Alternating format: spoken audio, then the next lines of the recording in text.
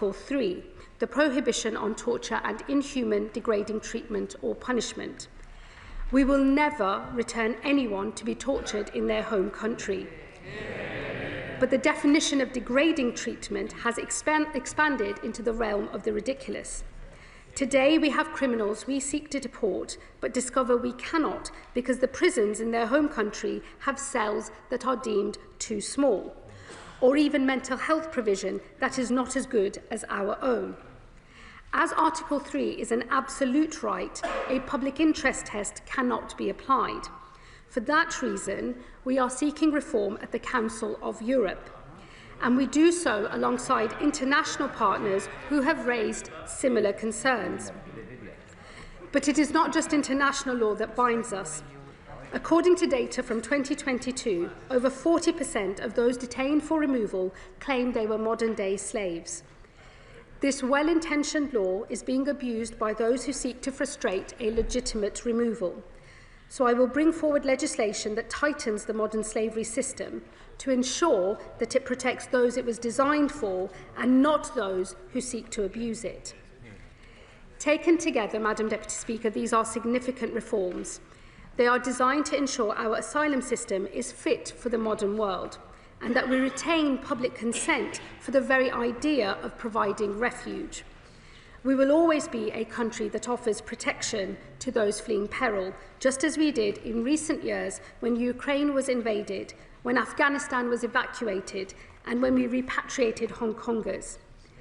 For that reason, as order and control is restored, we will open new, capped, safe and legal routes into this country.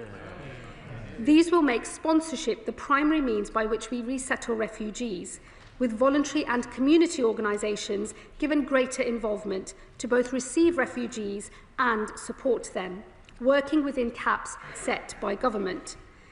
We will also create a new route for displaced students to study in the UK and another for skilled refugees to work here. And of course, we will always remain flexible to new crises across the world as they happen. I know the British people do not want to close the doors. But until we restore order and control, those who seek to divide us will grow stronger. It is our job as a Labour government to unite where there is division.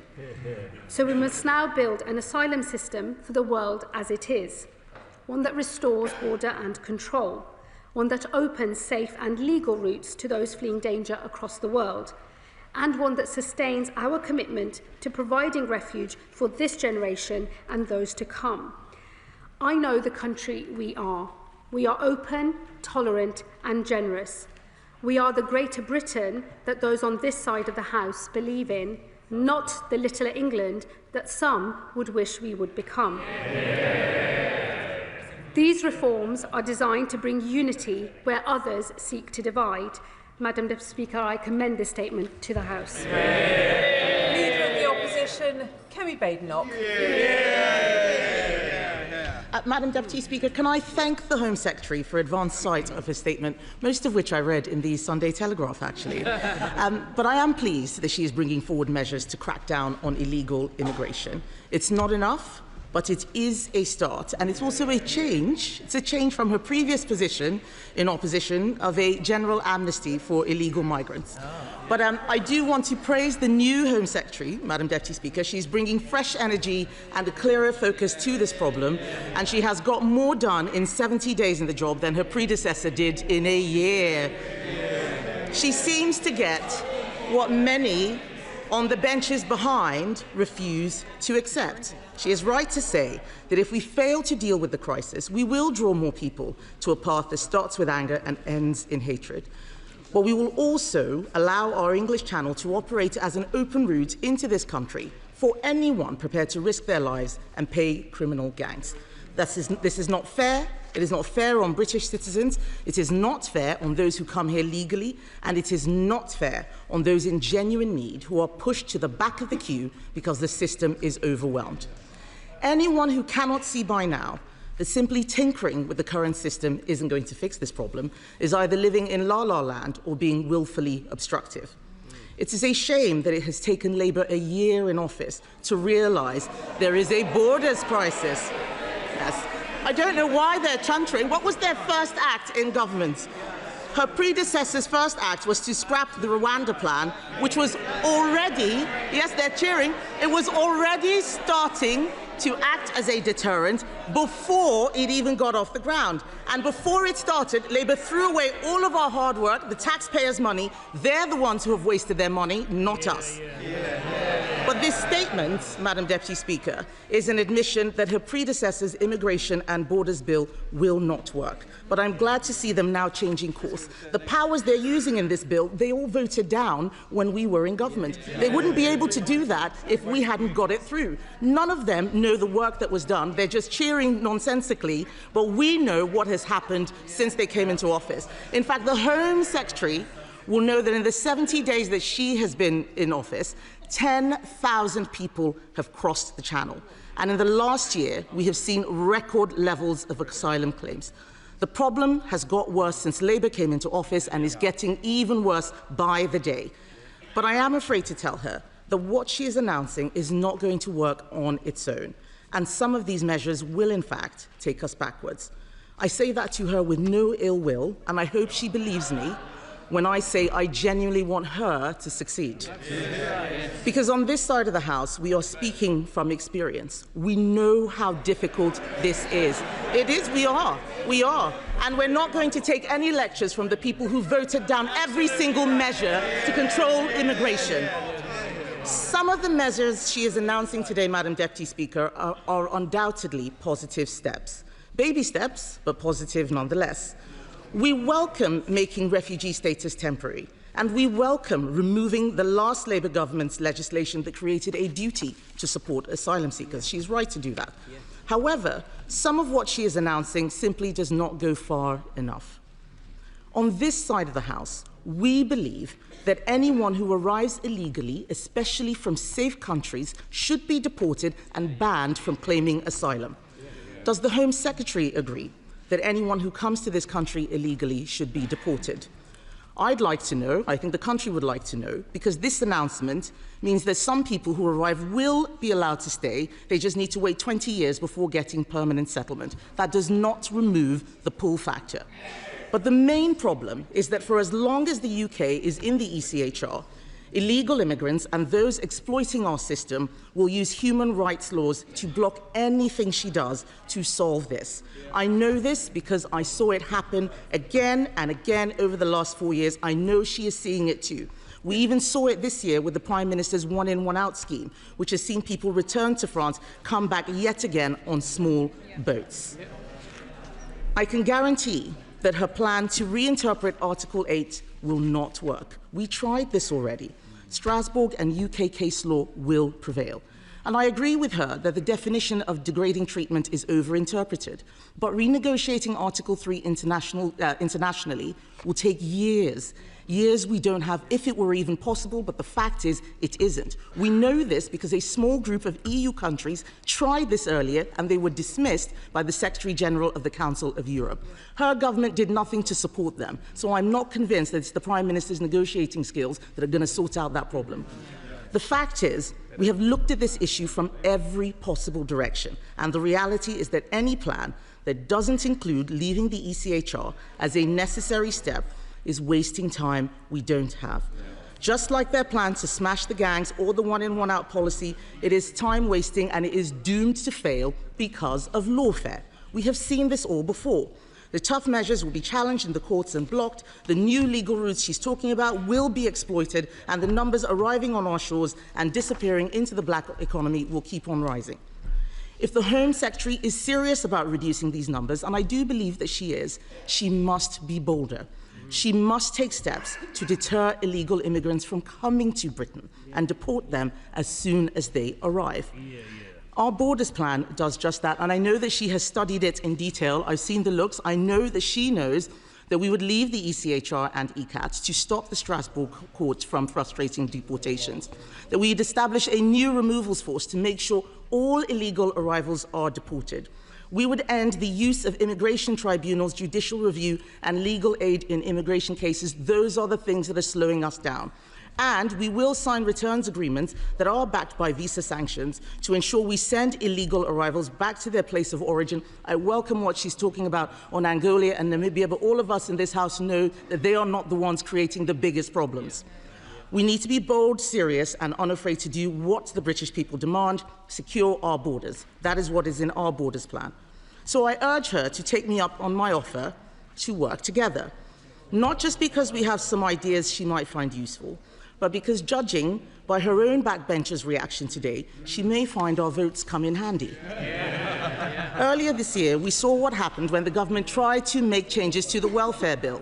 The Prime Minister was defeated by his own backbenchers and ended up passing legislation guaranteeing that more money would be spent on welfare. And it doesn't appear that his grip on the party has improved since then. So you can be sure that the MPs behind the Home Secretary are already plotting to block any serious changes she tries to make.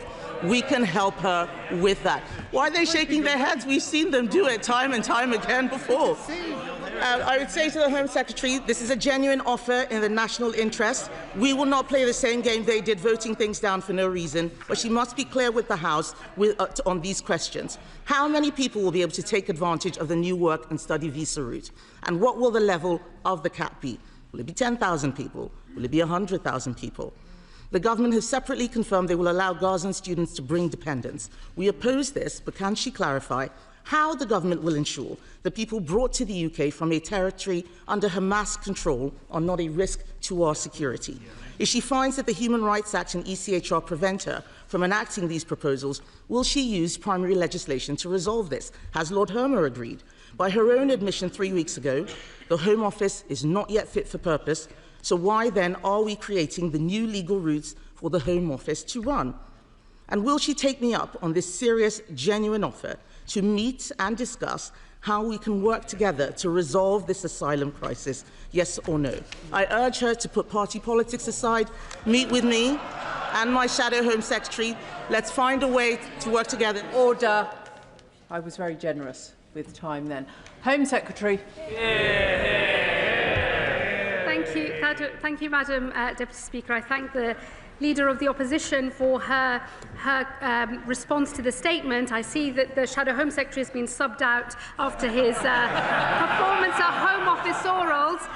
But whether it's the Shadow Home Secretary or the Leader of the Opposition herself, I'm very happy to take on the Conservative Party any day of the week. And let me start by saying we will not be taking any lessons from those opposite on how to run an effective migration system or indeed an asylum system, because I'm afraid to say to the Leader of the Opposition, she knows that her party in government gave up on governing altogether.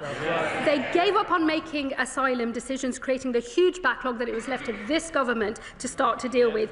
And in our first 18 months in office, removals are up 23% compared to their last 18 months in office. So I will take no lessons from anyone opposite on anything to do with our asylum system, because they simply gave up and went for an expensive gimmick that cost 700 million quid, returned 4 volunteers and was doomed to failure from the start. I will also say, Madam Deputy Speaker, the Leader of the Opposition had rather a lot to say about the European Convention on Human Rights. I don't recall the members opposite ever bringing forward any legislation to deal with the application of Article 8, the qualified right to private life, in this House. There was never a bill that sought to clarify the way that Article 8 should apply in our domestic legislation or indeed in our immigration rules. So I'm not going to take any lessons from the people that just never bothered to do that in the first place. It is this government that is rolling up our sleeves, dealing with the detailed, substantive issues that we face and thinking of proper, workable solutions to those matters. And I just say on Article 3, I think the position on Article 3 has changed across Europe. I was over at the Council of Europe in my previous role as Lord Chancellor just before the summer recess earlier on this year, and I was struck by the sheer range of other European partners who want to have this conversation. It is important, I think, that the British government leans into that conversation and seeks to work in collaboration with our European partners. The one thing that will not work is simply saying we're going to come out of the European Convention altogether. That is not and will never be the policy of this government, because we believe reform can be pursued, but that this is an important convention, not least because it actually underpins some of our own returns agreements, including the one with France. And so she talks about how many years it would take for us to think about reform of the convention, but it would also take just as many years, as she well knows, to start renegotiating lots of international agreements which would be affected by us coming out of the convention. So I'm afraid her solution once again will not work. And if she wanted to work together in the national interest, and look, Madam Deputy Speaker, I'm always up for working in the national interest, because nothing actually matters more to me than holding our own country together and uniting our country. But they could have started by voting for the Borders Bill, which is currently going through the House and which they have voted against at every opportunity. So forgive me if I don't take this newfound conversion to working together in the national interest with much seriousness, because their own track record suggests it should not be taken seriously. And not be taken seriously, Madam Deputy Speaker, sums up the position of the Conservative Party. These are the people that left this government an abject mess to clear up. They gave up on governing, they gave up on running an effective asylum system, and now they turn up without so much as an apology to the British public, thinking that they've got anything to say that anyone wants to hear. Before I call the first backbench contribution, can I remind members that in order to expect to be called in a statement, they should have been here from the start of the Home Secretary's statement. There may be members bobbing quite unnecessarily. Florence Eshalomi. Thank you, Madam Deputy Speaker. Madam Deputy Speaker, the reality is we need an asylum and immigration system based on fairness and consistency. My constituency of Vauxhall and Campbell Green is a testament to this. It's a place that's been made richer because of the people who've come here from all over the world. Some of them have fled persecution and have made a home over many years. I meet these people every week in the community and including in schools, where I see those children excited about their future. When this government came into office last year, they were right to say that their priority in this area is to tackle the huge backlog of unprocessed asylum claims left by their predecessor. Clearing that backlog is a big task, Madam Deputy Speaker, but it is right that we identify who has a right to be here. But by introducing more assessments of those who've been here for many years, making new judgments on safety of a country will take considerable resources. So is the Home Secretary confident that these changes will not have an unintentional consequence and actually make it harder to achieve her goal?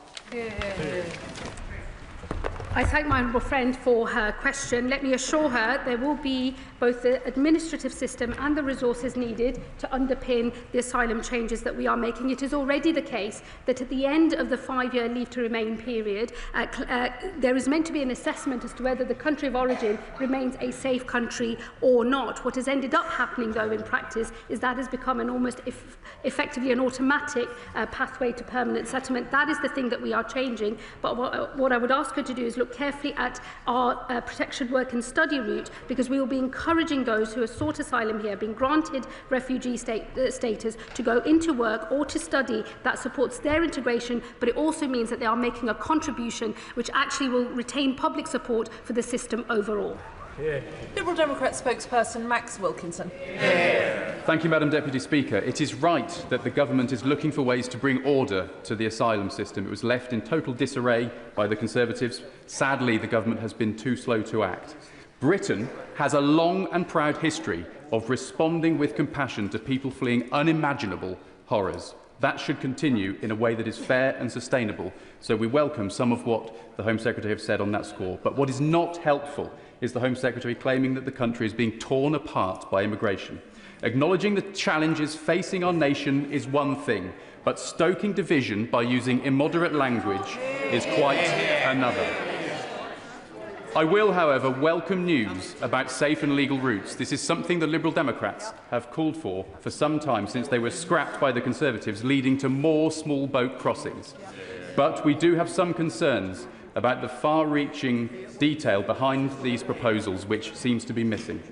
The Home Secretary is revoking the legal duty to provide asylum seekers with accommodation and says asylum seekers should support themselves and contribute to our society, but she is still banning them from working so they can support themselves, contributing to our society. That makes no sense at all. She relies a lot on Denmark as an example. Denmark lets asylum seekers work after 6 months. So will she. And can she guarantee that the burden to house asylum seekers won't fall on already struggling local councils? And can she guarantee that we won't see a whole-scale transfer of asylum seekers from hotels to the streets? And if the Minister for Border Security and Asylum announced to the media asylum seekers could have jewellery confiscated, is the Home Secretary doing this to raise money or to deter people? And either way, does she acknowledge that many British people will see it as unnecessary and cruel? State-sponsored robbery will certainly not fix a system that costs taxpayers £6 million every day in hotel bills. If the government plans to keep its promise to end hotel use, it must also process the claims of the 90,000 backlog of asylum seekers, something the Liberal Democrats have a plan to do within 6 months using Nightingale-style processing centres. Does the Home Secretary seriously believe that an overstretched Home Office, which has yet to clear the existing backlog, can also undertake reviews of every refugee's status every 2.5 years? The UK must continue to lead international efforts to manage large migratory flows, and because the flow of people comes from Europe, she will need to work with the EU on a solution. The Oxford Migration Observatory has identified a clear Brexit effect. That means people refused asylum in the EU now make a second attempt here, a consequence of the Brexit delivered by the Conservatives and the honourable member for Clacton 2. The Minister refused to answer earlier whether Brexit has harmed our immigration and asylum system. So I'll ask the Home Secretary now, does she think that Brexit has made it easier or more difficult for this country to control its borders and asylum system? And does she think reductions in overseas development spending will reduce or increase migratory flows? We have already made it very clear that we think leaving the ECHR will make no difference to securing our borders and will tear hard-won rights away from British people. It's encouraging that the Home Secretary has said that is not part of the government's plan. Finally, we urge the government to tread carefully, to act with fairness, to act with efficiency, and to act with compassion for local communities in the UK who want this resolved, but also for asylum seekers too. Thank you, Madam Deputy Speaker. I have to say to the honourable gentleman, I wish I had the privilege of walking around this country and not seeing the division that the issue of migration and asylum system is creating across this country. Unlike him, unfortunately, I am the one that is regularly called a fucking packy and told to go back home. It is I who knows through my personal experience and that of my constituents just how divisive the issue of asylum has become in our country. And I do say to him, I wish it were possible to say that there isn't a problem here, that there's nothing to see and that it is all, in fact, just extremist, right-wing talking points. But this system is broken and it is incumbent on all members of Parliament to acknowledge how badly broken the system is and to make it a moral mission to fix this system so that it stops creating the division that we all see. And I do say to him, I do not think it is acceptable or appropriate for people in this place to not acknowledge the real experience of those who sit outside of this House. We are supposed to be in here to reflect that experience in this House, and I hope that he will approach the debates that we will no doubt have on all of these measures in that spirit. He also accused this government of being too slow to act. I do have to say to him, removals of those who have no right to be in our country are up by 23% in the first 18 months of this Labour government compared to the last 18 months of that former Tory government. That is a government that is getting on with the job. We have made 11,000 enforcement raids, 8,000 arrests, and over 1,000 people with no right to be in this country as a result of those raids have been removed from this country. This is a government that has been getting on with the job, and this is just the next phase of our work as we deal with the broken migration system that we inherited from those opposite. He said that he thought that whilst people who are waiting on their claim should be given the right to work, I think he knows that would be a huge pull factor and increase the number of channel crossings rather than decrease them. That would be our experience in this country. That is why we are not pursuing that policy. But what we have said is for those who are granted refugee status in this country and who can and want to, they will be able to switch into the protection, work and study route so they can start contributing to society. That will help them to integrate, and it will help the communities that they are living in as well. He knows full well that it is not the policy of this government to confiscate jewellery from those who are accessing asylum accommodation. What I would say to him, though, is asylum accommodation is provided to asylum seekers by British taxpayers, and it is right that if people have high-value assets, that they contribute to the cost of that asylum accommodation. I gave in my speech the example of a man who was in supported asylum accommodation paid for by his taxpayers and by mine, who was receiving £800 a month from his family and who had enough money to acquire himself an Audi. I think it is right that the British state should be able to say to such an individual, contribute. We're not saying that we would take everything away and leave that individual destitute, but I think contribution is a fair principle here. And I would be very disappointed to discover that the Liberal Democrats do not support contribution when people can afford to do so to the cost of their asylum accommodation. And Madam Deputy Speaker, he left his remarks on Brexit. I don't have any more to say about that. I'm living in the world as it is today. If he has things to say, I'm sure the House will continue to hear about them. The Home Secretary should know that language that is not acceptable in this House does not become acceptable if it is attributed to others. She might like to apologise for the language used. I apologise, Madam Deputy Speaker. I did not mean any discourtesy. I was merely reflecting the truth of words that are used to me. And I think we all appreciate that. But please, can I urge members to keep their language acceptable in the House? Graham Stringer.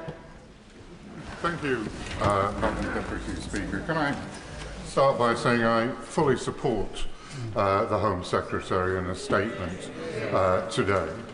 It is a fundamental duty of government to protect our borders and to know who is coming into this country, which we have not known for some time.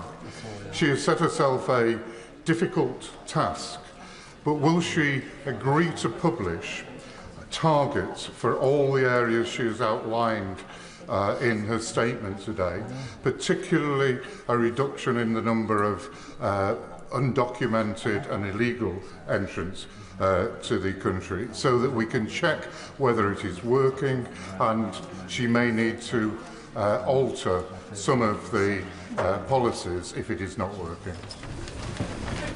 Thank my honourable friend for his question. What we won't do is set arbitrary targets or caps. We have learnt the lessons of previous governments, and I think that setting a number in that way actually costs public confidence. The better thing to do is to actually get on with delivering these reforms, passing the necessary legislation in this House, delivering them out there in the country, and then assessing them as they go. I have no doubt that there will be much debate and scrutiny in this place and in others about the success of these reforms, and I look forward to answering those questions over the coming months and years, no doubt. Chair of the Home Affairs Committee, Dame Karen Bradley. Thank you very much, Madam Deputy Speaker. My committee, I'm sure, will want to look closely at the very significant number of announcements that the Home Secretary has made today. But she has referred on a number of occasions to asylum seekers contributing to the support that they're given. And I wonder whether she has made any consideration of setting up a deferred payment scheme much akin to the student loan scheme, so that people, when they are granted asylum and are in work, can start to pay back for the generosity they've received. I thank the Chair of the Home Affairs Select Committee, and I do very much look forward to my first appearance before her committee, which I hope we can arrange very soon, and I'm sure we will be discussing in detail all of these proposals as well as other matters relating to the Home Office. Let me say on that specific point around further contribution, it is something that we are currently exploring. It's not part of the package of measures today, but I'll happily update the House in due course. Jo White. Well, thank you, Madam Deputy Speaker. Can I thank the Home Secretary for her statement? Would the Home Secretary agree with me that enforcing the immigration rules, including removals, is in the public interest? Could the Home Secretary provide greater detail on the action the government will take to balance public interest against individual rights? Well, I thank my honourable friend for her question. We will bring forward legislation in the next session on the specific ways in which we will deal with the application of Article 8 to immigration cases, and also how we will update our immigration rules as well. I'm happy to discuss with her how that legislation will be developed over the coming weeks, but the intention is to do exactly as I said in my statement, in particular to define what is a family, to define how the public interest test is used so that it is only used in the most exceptional of circumstances, and to tighten the who and the why, the who and the where of how Article 8 claims can be made. Taken together, we believe that that will ensure that we are able to ensure that the application of Article 8 is exactly as it was intended to be when the European Convention on Human Rights was first agreed to. Father of the House, Sir Edward Lee. On these benches, we generally wish her well, because otherwise the country, in her own words, will start falling apart. So it's a good effort, 7 out of 10. She clearly has strong conservative instincts.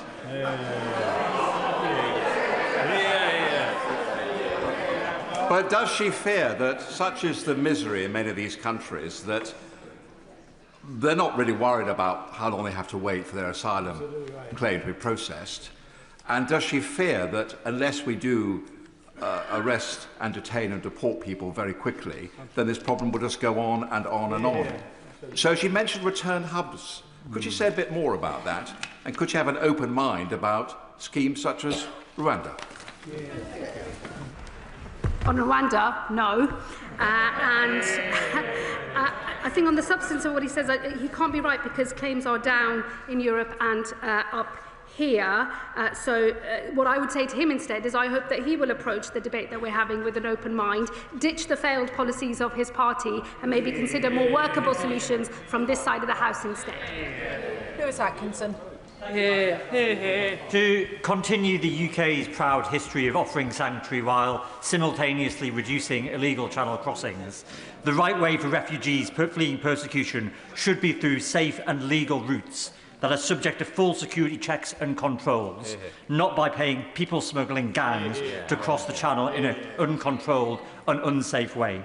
So can I therefore welcome the Home Secretary's announcement that such routes will be created? And can she tell the House how quickly she envisages these will be implemented?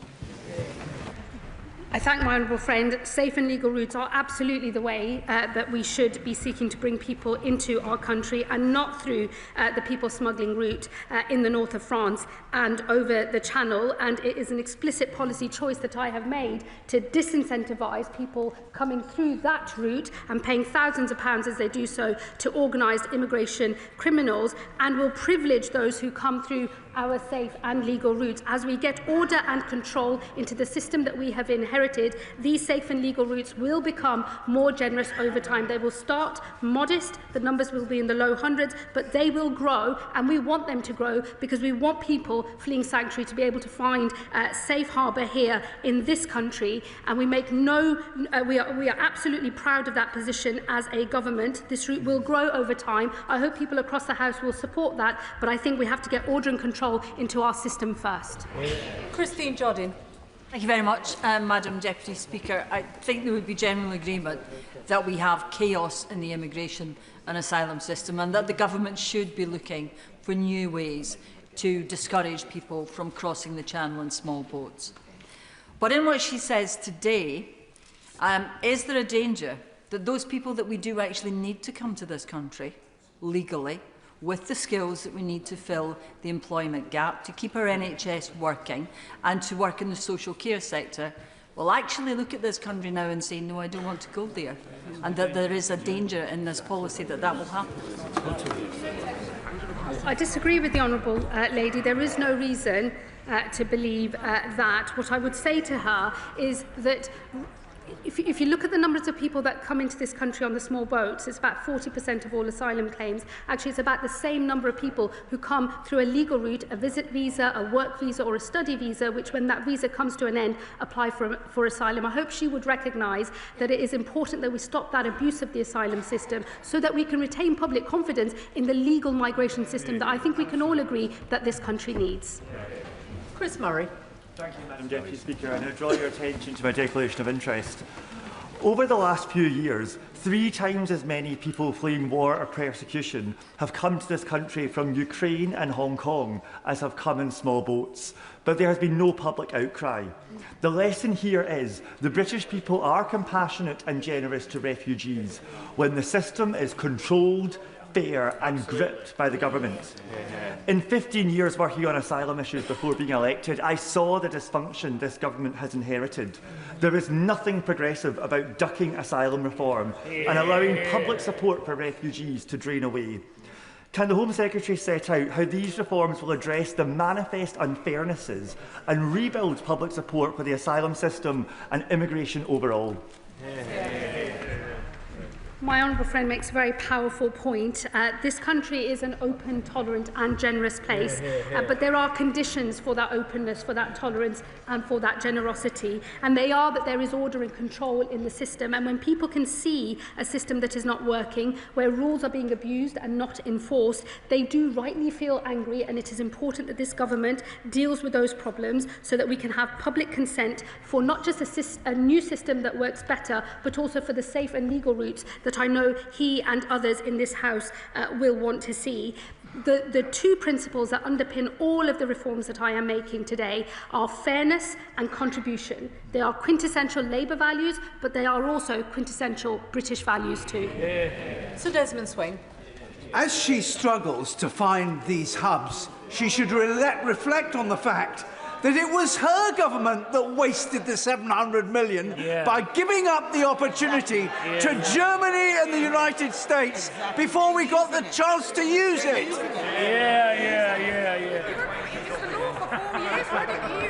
Apologies, Madam Deputy Speaker. In all the finger wagging, I sort of missed the question. But I think it was something about Rwanda, which I think we can all agree was a totally failed scheme and a waste of money. There are good ongoing negotiations going in relation to return hubs. I very much hope we can update the House in due course. Sarah Owen. Thank you, Madam Deputy Speaker. I hope that we could all agree that a strong immigration system doesn't have to be a cruel one. When the Tories painted over murals for refugee children, the numbers of small boat crossings still went up. When they threatened deportations to Rwanda, guess what? The crossings still went up. So what evidence does the Secretary of State have that taking personal belongings, such as jewellery from refugees, and selling it off actually works as a deterrent? Isn't a focus on the new plans outlined on the safe and legal routes a much better use of all of our time? I say to my honourable friend, we are not taking jewellery at the border. I can't say it any more clearly than that. She will know that the example I have used in my speech, and the sort of case we're going after, is those who have assets, those who have access to money and who can afford quite expensive cars, who should make a contribution to the cost of what is currently free asylum support. These 2 things are not the same, and I would urge her not to conflate the 2. We will not and never will seize people's jewellery at the border. We're not going after their sentimental items like wedding rings and so on. We are talking about those who have high value assets, who receive at the moment, having claimed asylum in this country, so before they've been granted refugee status, they've claimed asylum, they receive free accommodation on the state. If they have assets, they should contribute to the cost of that accommodation, just as I explained in the example I used in my speech. That is the sort of case we are talking about, and I do hope that she will not perpetuate what is being said about jewellery, because I have ruled that out clearly in this House today. Sir Ashley Fox. Thank you, Madam Deputy Speaker. Can I thank the Home Secretary for her statement? Labour's change, of course, is most welcome, and she's outlined some useful steps today. Now, my constituents want to see the Holiday Inn in Bridgewater emptied of migrants and returned to commercial use. And to achieve that, the Home Secretary is going to have to be bolder. So does she agree with me that anyone who arrives in this country illegally should be detained on entry and deported automatically? Again, forgive me, but I'm not going to take any lessons from the party that gave us hotel use in the first place, now lecturing me about hotel exit. It is a manifesto commitment of this government that we will get out of hotels by the end of this Parliament. I hope to do so before then. That is why we are exploring large sites, including military sites. I know that will engage more debate in this House over the coming weeks and months, and I look forward to that. But given that he's a member of a party that started hotel use, I hope he'll reflect on that first. Daniel Zeigner. Thank you very much, Speaker. I support my right honourable friend's statement, and particularly her announcement about safe and legal routes. She'll know that cities like Cambridge have a long tradition going back to kinder transport to welcoming people from Syria and Ukraine. And I very much hope she'll work closely with authorities like Cambridge City Council to work on measures that can make these routes work. I thank my honourable friend. We absolutely will work with local partners, councils, philanthropists, other charitable organisations as we develop these safe and legal routes. And as I said in my speech earlier, they will take 3 primary forms: community sponsorship, because we believe that is the best model for achieving integration of refugees into our communities, a route for talented students and for skilled workers as well. We want to play our full part as a country in providing sanctuary to those truly in need. We need to move to a better system. Safe and legal routes will be the way in the future to do it. Marie Goldman. Thank you, Madam Deputy Speaker. I'm sure we can all agree across this House that one of the key aspects of dealing with the asylum system is dealing with the crisis and the backlog, which is absolutely enormous. And the Home Secretary said in her speech that they are looking at a number of large military sites as an alternative to the asylum hotels. One of those large military sites that's already in use is RAF Wethersfield in Essex. I understand from Essex Police that Braintree District Council has been given a sum of funding to the tune of about £2 million to help with community cohesion, dealing with the fact that they have that facility nearby. However, buses are taking asylum seekers from Wethersfield to places like Colchester and to my constituency of Chelmsford several times a day, and that is placing extra strain on Essex Police in those areas, yet they are unable to access those funds. Will the Home Secretary commit to providing extra funds to Essex Police in those areas to help them police them? I think that was 2 questions. One on the backlog, which I recognise the backlog of appeals is far too high. It is why we're going to create a new independent appeals system so that we can run through these cases more quickly whilst fulfilling our obligations to an independent process and providing early legal advice as well. And on the specific points in relation to Wethersfield and pressures on councils, we do of course work closely with local councils and do provide funding to assist with community cohesion and other issues, and I will look carefully at the example that she has raised if she writes to me. Derek Twigg. Madam Deputy Speaker, can I say to the Home Secretary that her statement is most welcome. It's certainly a step in the right direction, and certainly the proposals that she set out today are a significant step in the right direction. It's also the case, I think, as well, that the comments she made about the damage to the social fabric of this country are very, very important. But can I ask her a specific question, and that is about asylum seekers who committed crimes and actually are deported, but then allowed to again put a second application in to come back to this country. Will she be looking at law to see how that can be addressed? What I would say to him on those who are convicted of crimes, the combination of the sentencing bill changes and what I have said today should actually lead to earlier deportation of foreign national offenders in this country. It is, of course, absolutely important that those individuals face the full force of the law, but we have made a policy decision as a government that for the vast majority of foreign national offenders, the appropriate thing to do is to move to immediate deportation wherever possible. Sakib Bhatti. Thank you, Madam Deputy Speaker. The Home Secretary said that she was exploring the possibility of return hubs with negotiations ongoing. Can she tell the House which country she's negotiating with and how much is it going to cost? No, because he would not expect me, I think, to comment on live negotiations with other countries. But those negotiations are ongoing, and I hope we have announcements to make soon. Catherine West.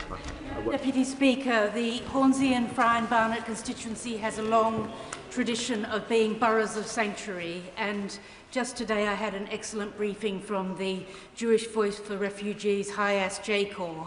Will she agree with me that currently there is a real problem with the cliff edge for failed asylum seekers who end up street homeless or rough sleeping, particularly in my constituency around the Finsbury Park area? And will she redouble her efforts to understand the connections between homelessness and the asylum process so that all people can have shelter in the current period as we go into the winter.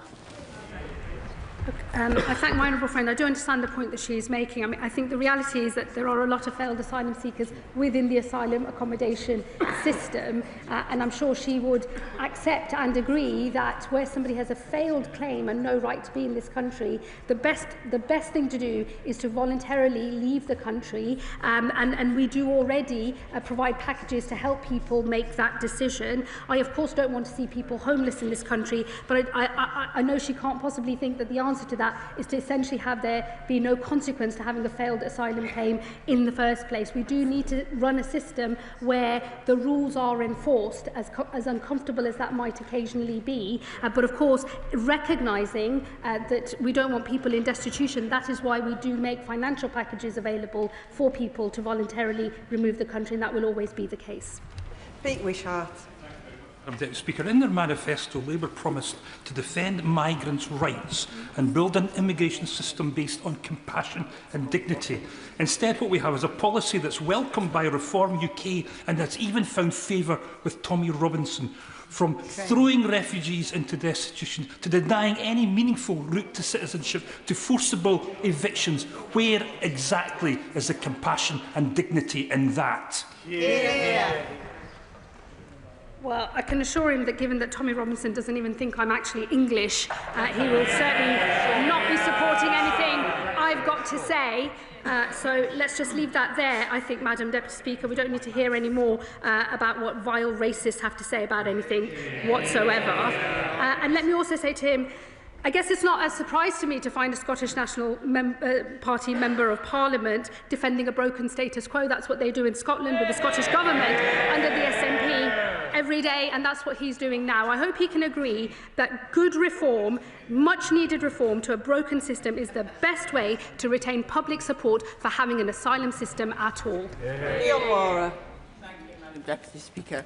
And my right honourable friend is absolutely right to seek to bring order to the chaos at our borders, chaos instituted by the Tories, which undermines trust in our state and imposes such costs on communities. She's also right to address the pull factors which lure migrants to their death in our channel of claims of cushy lives in five-star hotels. And she is right to insist that our proposals must reflect British values and work in practice. So on that, could she say a little bit more about how reviewing refugee status every 2 years will work in practice, particularly with regard to the Home Office capacity and also with regard to integration? I thank my honourable friend for her comments as well as her question.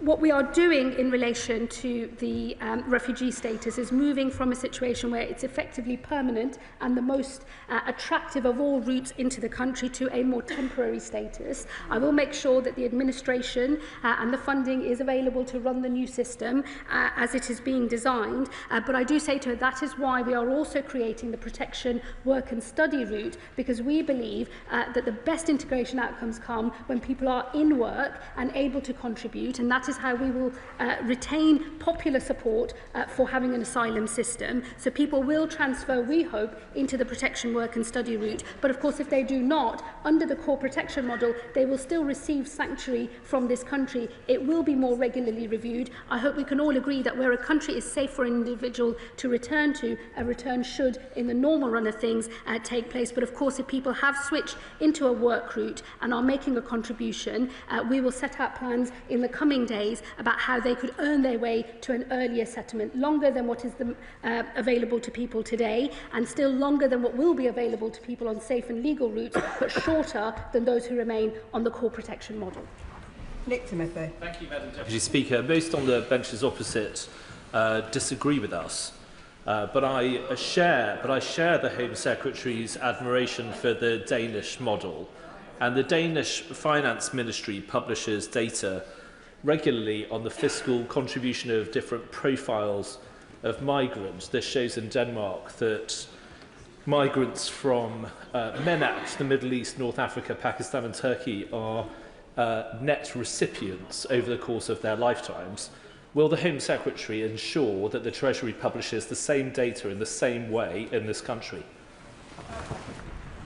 Well, we keep all statistics under review, as he knows, and as was the case, I believe, when he was an advisor to a former Home Secretary. And let me say to him that the principle that underpins all of these reforms is about fairness and contribution. We believe most people want to be able to contribute to this country because the refugees themselves recognise that is the best way for them to have stability and security in their lives, and it is what is needed for the wider community as well. And we think that all refugees, if they're on the protection work and study route, will have that opportunity. I'm not interested in models that start separating out different nations from one another. Once somebody has got status in our country, they are on a path to becoming one of us if they are working and contributing.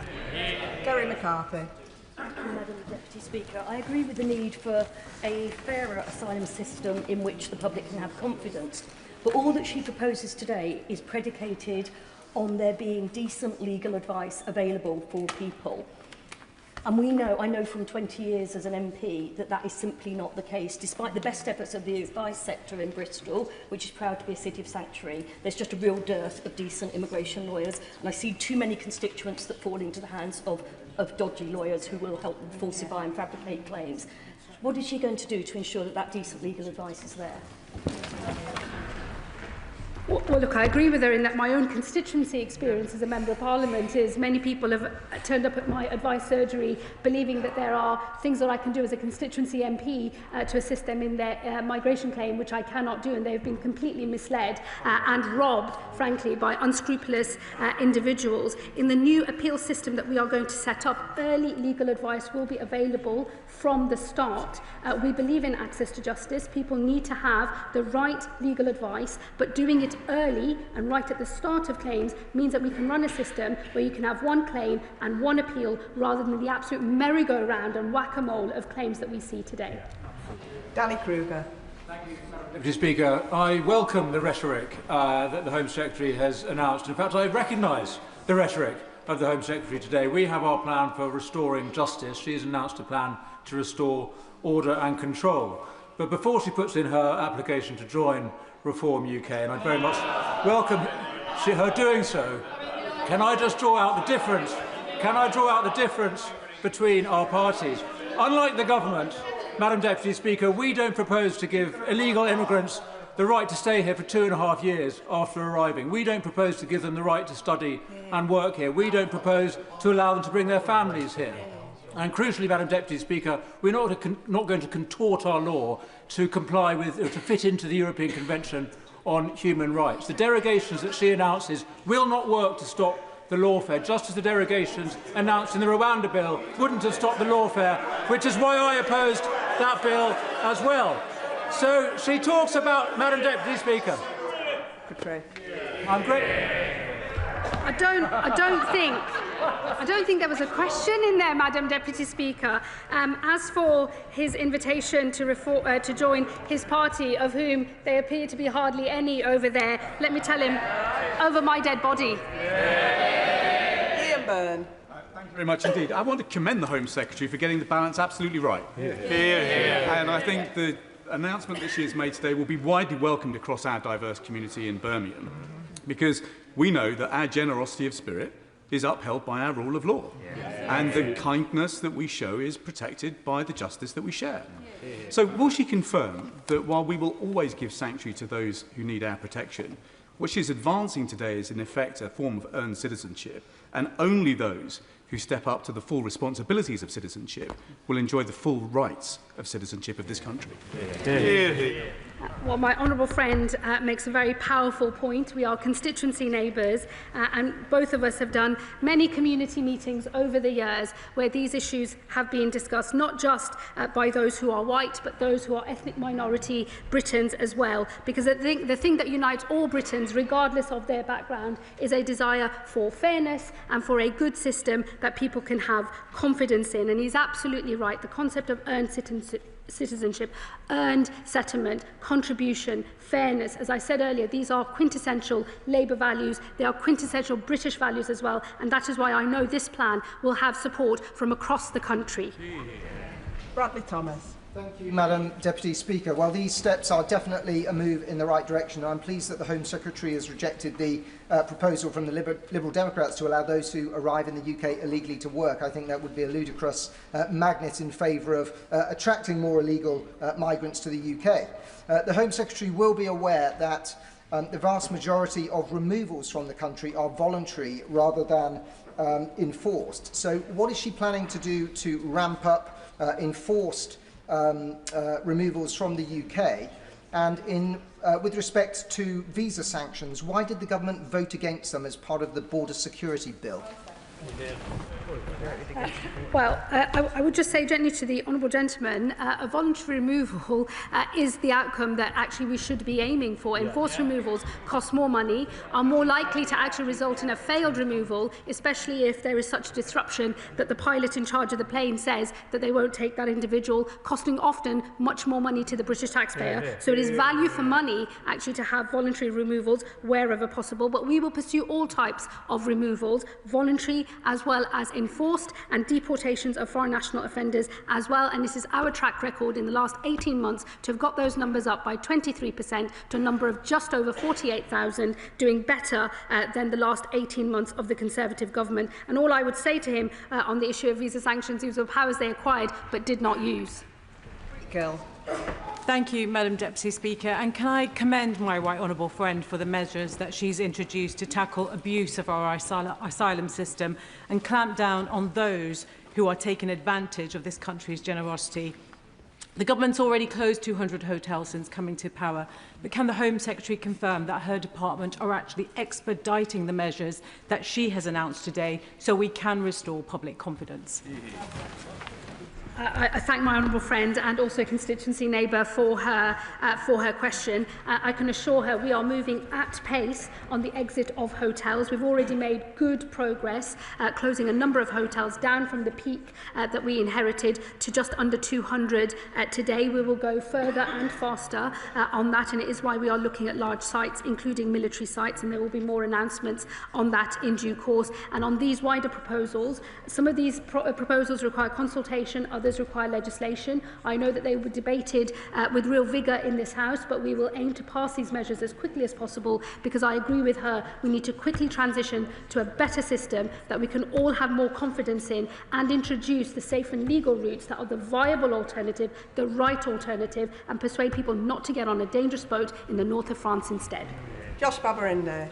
Madam Deputy Speaker, the Home Secretary has spoken a lot about contribution, but one of the most powerful forms of contribution to our country is getting a job and paying taxes, something that the Home Secretary will not allow people seeking asylum to do, despite the fact that in Denmark they can do that. She speaks about pull factors being an aversion to this, but a study by the University of Warwick, looking at 30 different studies of this, found that there was no long-term correlation between labour market access and destination choice. So will she review her decision not to offer people seeking asylum the right to work so that they can pay their own way in our country? Yeah.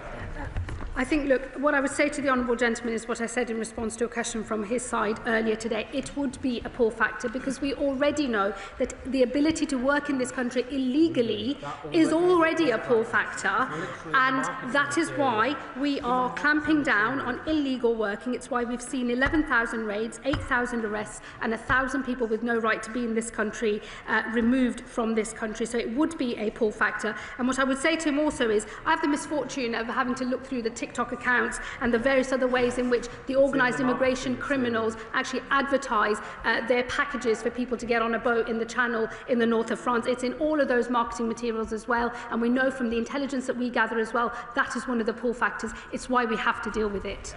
Gurinder Singh Josan. Thank you, Madam Deputy Speaker, and I thank the Home Secretary for her statement, which I fully support. My constituency, like that of the Home Secretary, is incredibly diverse, with people originating in countries across the world, settled and contributing to our communities. One thing that people of all backgrounds detest, that they have in common, is that they absolutely detest the unfairness that the party opposite allowed to creep into asylum and immigration system. They also detest the demonising of their neighbours by people in reform. So does the Home Secretary agree with me that the choice is clear A choice between chaos handed over by the party opposite of a system taken advantage of by those who can pay the people smugglers or a system of fair and safe legal routes for those who need them. Home Secretary. Thank my honourable friend. My own parents were migrants to this country in the late 60s and 70s. Migration is woven into the story of my own family and that of thousands of people that I represent in my constituency of Birmingham, Ladywood. And let me say to him, I agree, ethnic minority Brits are just like every other kind of Brit. We value fairness and contribution as well. That is why those principles sit underneath all of the policy announcements that I've made today. Carla Denyer. Madam Deputy Speaker, it isn't people seeking sanctuary that are tearing our country apart. It's toxic, racist narratives and the scapegoating of migrants and asylum seekers for what is nothing to do with them. The chronic housing crisis, the running down of public services are not caused by migrants. They are caused by political decisions and by the grotesque inequality in this country. Does the Secretary of State understand that attempting to out-reform reform is actually just boosting this baseless far-right narrative and will only deepen divisions when we urgently need leadership and hope instead? Let me tell her, I couldn't care less what any other political party has to say about these matters. I don't care what other politicians are saying on the television. I don't care what other activists are saying either.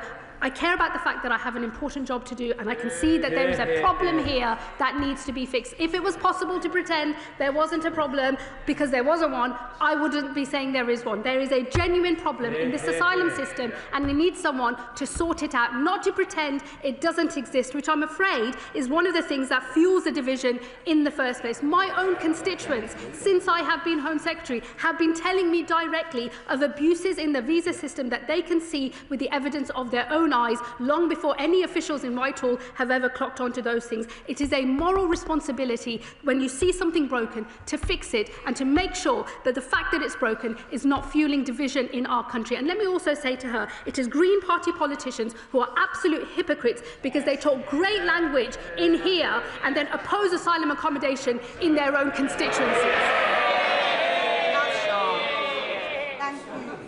Speaker, could I first thank the Home Secretary for her statement. As a member of Bradford West, my constituency, I'm really proud of Bradford being a city of sanctuary. And the Home Secretary is aware I'm also a former foster parent to an Afghan refugee. My concern is that had somebody like my Afghan refugee, my foster son, come to this country and not had a parent and just had a sibling, with the reforming of Article 8 that the Home Secretary is suggesting, he would not be able to apply for just his only sibling to come over. And that would also apply to potentially a Ukrainian woman if we were to look at contributions who had young children, came to this country and couldn't contribute because of a trauma or she experienced. So will the Home Secretary meet with me when she's doing her consultation around the safe passage for refugees and asylum seekers? Home Secretary. Well, of course, I will always happily meet with my honourable friend. We made clear in the asylum policy statement that the routes for these measures do not apply to unaccompanied children and other vulnerable groups. We will be setting out our specific policies in relation to vulnerable groups, including unaccompanied children, separately. So these measures do not apply to them. She will know that the scheme for Ukrainians is a bespoke temporary scheme brought in by the party opposite when they were in government and supported not just by our party but across this House. So I would expect the rules of that scheme to apply in the normal way, but I will of course discuss with her the issues that she raises. Dr. Luke Evans. Can I thank the Home Secretary for a copy of her speech? And in it says, the public rightly expect we can determine who enters this country and who must leave. And I agree. One thing that's missing, though, is verifying the people who come in. This side put forward the idea of age verification that many other countries have. Is that part of her plan? Would she consider putting it back in the plan so we know exactly who is coming in, that they are who they say they are? Home Secretary.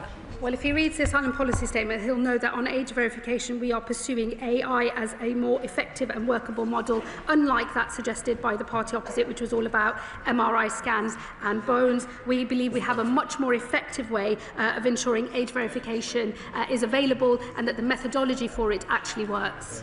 Sarah Russell. Thank you, Madam Deputy Speaker. Thank you to the Home Secretary for her statement. There is currently a loophole within employment law in the UK that it means that people who are self-employed are not subject to right-to-work checks. And that means that many people work illegally within the gig economy with no potential risk to their non-employer. Will the Home Secretary discuss how we can close that loophole while simultaneously ensuring that we do uphold rights for British workers, but also the rule of law and the remainder of our rights within the UK? Home Secretary. I really thank my honourable friend for her question. We are closing that loophole in the Borders Bill.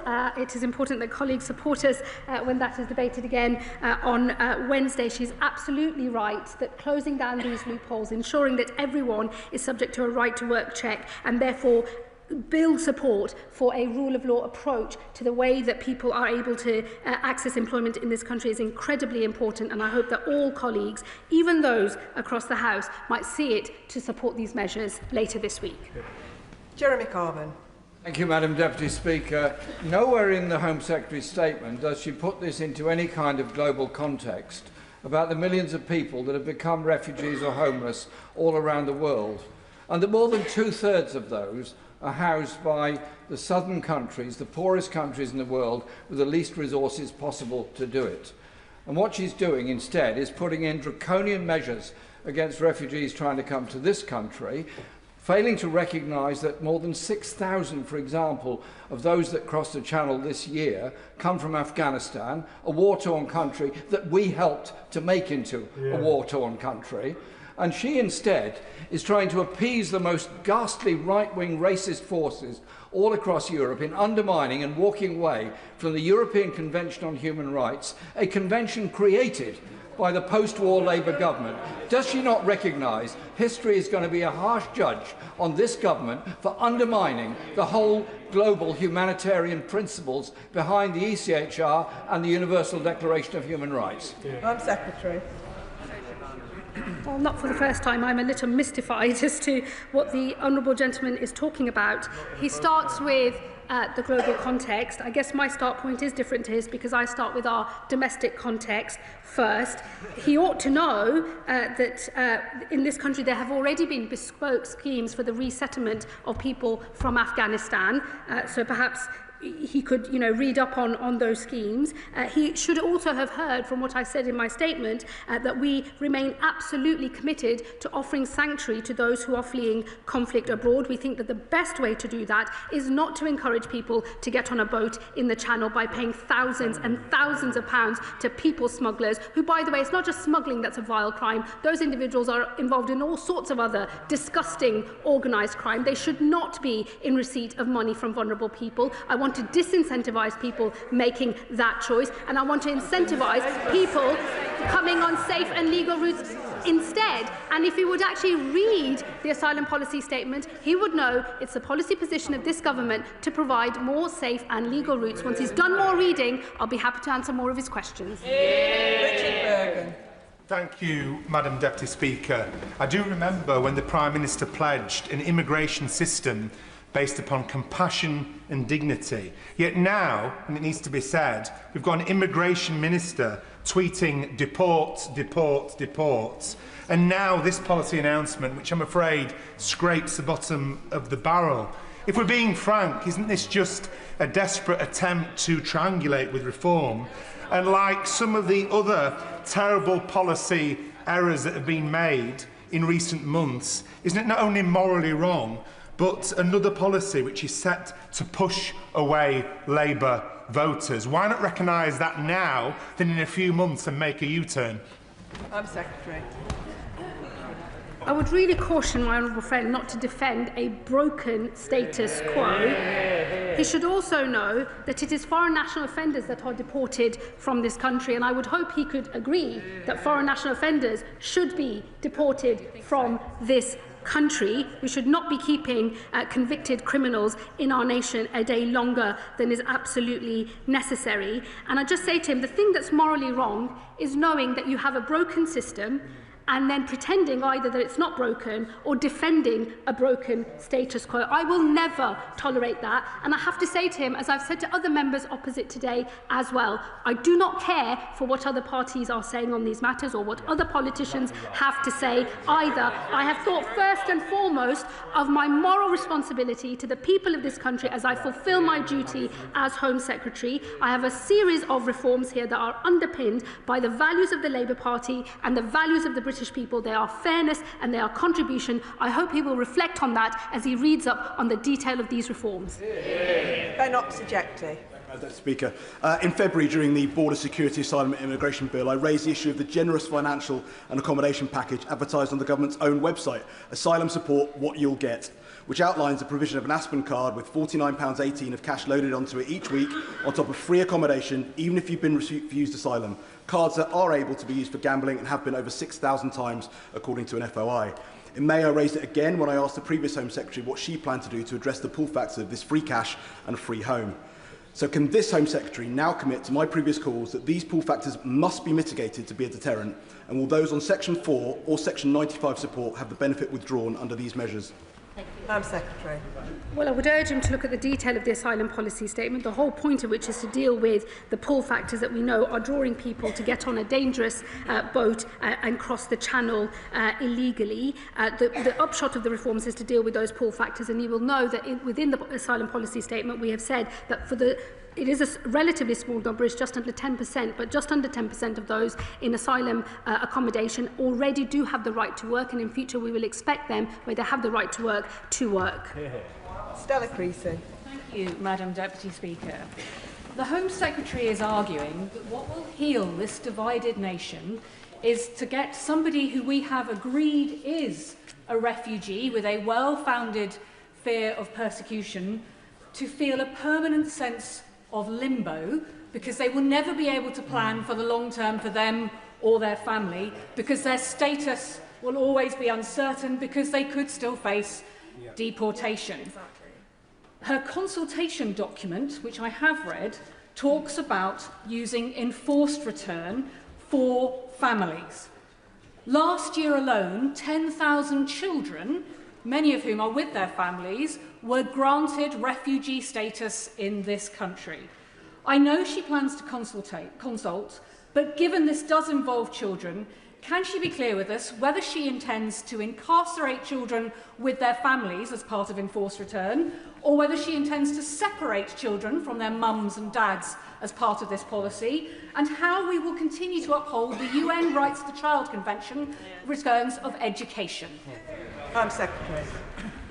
Well, I would encourage my honourable friend to look at the detail of the asylum policy statement on our intentions in relation to the protection, work and study route, which in future will be the route by which refugees can contribute and earn their way to settlement in this country. And of course, it is the express intention of this policy statement to disincentivise people coming through dangerous channel crossings and to incentivise and to push people towards what will, over time, become more generous, safe and legal routes of entry into this country with more privileged status when it comes to the earning of permanent settlement. Let me say to her on failed asylum-seeking families, because I think that is the important context that was missing from her question. There are 700 Albanian families at the moment who have made asylum claims. Those asylum claims have failed, and the only reason they've not been removed from the country is because of the policies around not removing families, that is to say parents with their children. We are not going to separate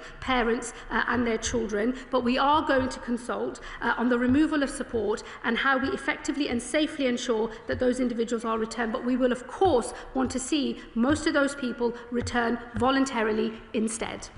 Liz Saville-Roberts. Stoking fear and division through the kind of performative cruelty trailed over the media this weekend has consequences. We saw that in Caerphilly last month, where Reform UK spread information.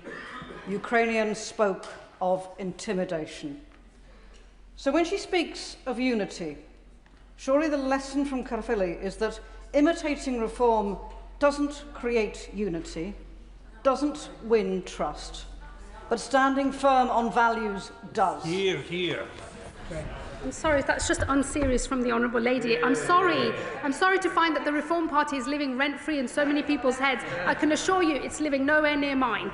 These policy proposals are designed to fix what we all know to be true, which is we have a broken system. It is driving division across our country. I see that in my own constituency. I hope she's not suggesting that the evidence of my own eyes and my own experience in my own constituency, where over 70% of those people are not white, and most of them have a migration story just like my own. These are matters of great interest across our country, across every type of community in our country, and it is incumbent on any government that wants to make sure that we can run a decent system and not fuel division in our country to pursue the sorts of reforms that we are talking about today, underpinned by what I would have hoped were values that her party could have signed up to as well, and that is to say fairness and contribution. Lauren Sullivan. Oh, thank you very much, Madam Deputy Speaker. I thank and support the Home Secretary for her statement today. This is long overdue reform of the system, such as reforming safe and legal routes, cracking down on illegal working, and also against those abusing the asylum seeking and immigration system, yet maintains support for those that need our support, such as those fleeing war in Ukraine and others that come here legally. It is about fairness. Can the Home Secretary detail when these reforms will be in place so that residents can see the outcomes of these actions? Thank my honourable friend for her question. We will pursue the consultation, the measures that require consultation as quickly as possible, and there will be legislation in the coming months, and certainly in the second session, which we will seek to, obviously, subject to the agreement of the House, pass as quickly as possible. Joe Robertson. Thank you, Madam Deputy Speaker. The Home Secretary's asylum plans still have a gaping hole in the middle of them, in that she doesn't know what to do with failed asylum seekers who can't be returned home. Her statement today says that she's exploring possibilities with third countries. Can I suggest she swallows her pride and speaks to a third country we know is willing, Rwanda? Home Secretary. I do say to members opposite, they are going to have to ditch their addiction to Rwanda. It didn't work, and nobody in the country supported it. We are, as he well knows, and as members opposite well know, when you are negotiating with other countries about possible agreements, the one thing you do not do is publicise them before an agreement is reached. Rebecca Long-Bailey. The Home Secretary is aware that in absence of safe legal routes, the law forces the situation where a refugee has to set foot on UK soil to seek asylum, which has led to dangerous journeys and no checks or vetting taking place. Now, the Secretary's referenced sponsorship as the primary safe route. Could she clarify whether this is capable of being applied for from outside the UK? And what consideration has she made of recommendations by Safe Passage to implement a visa refugee scheme so that applications can be done from outside the UK, cases assessed, vetted and decided upon before a refugee embarks on a dangerous journey here? Home Secretary.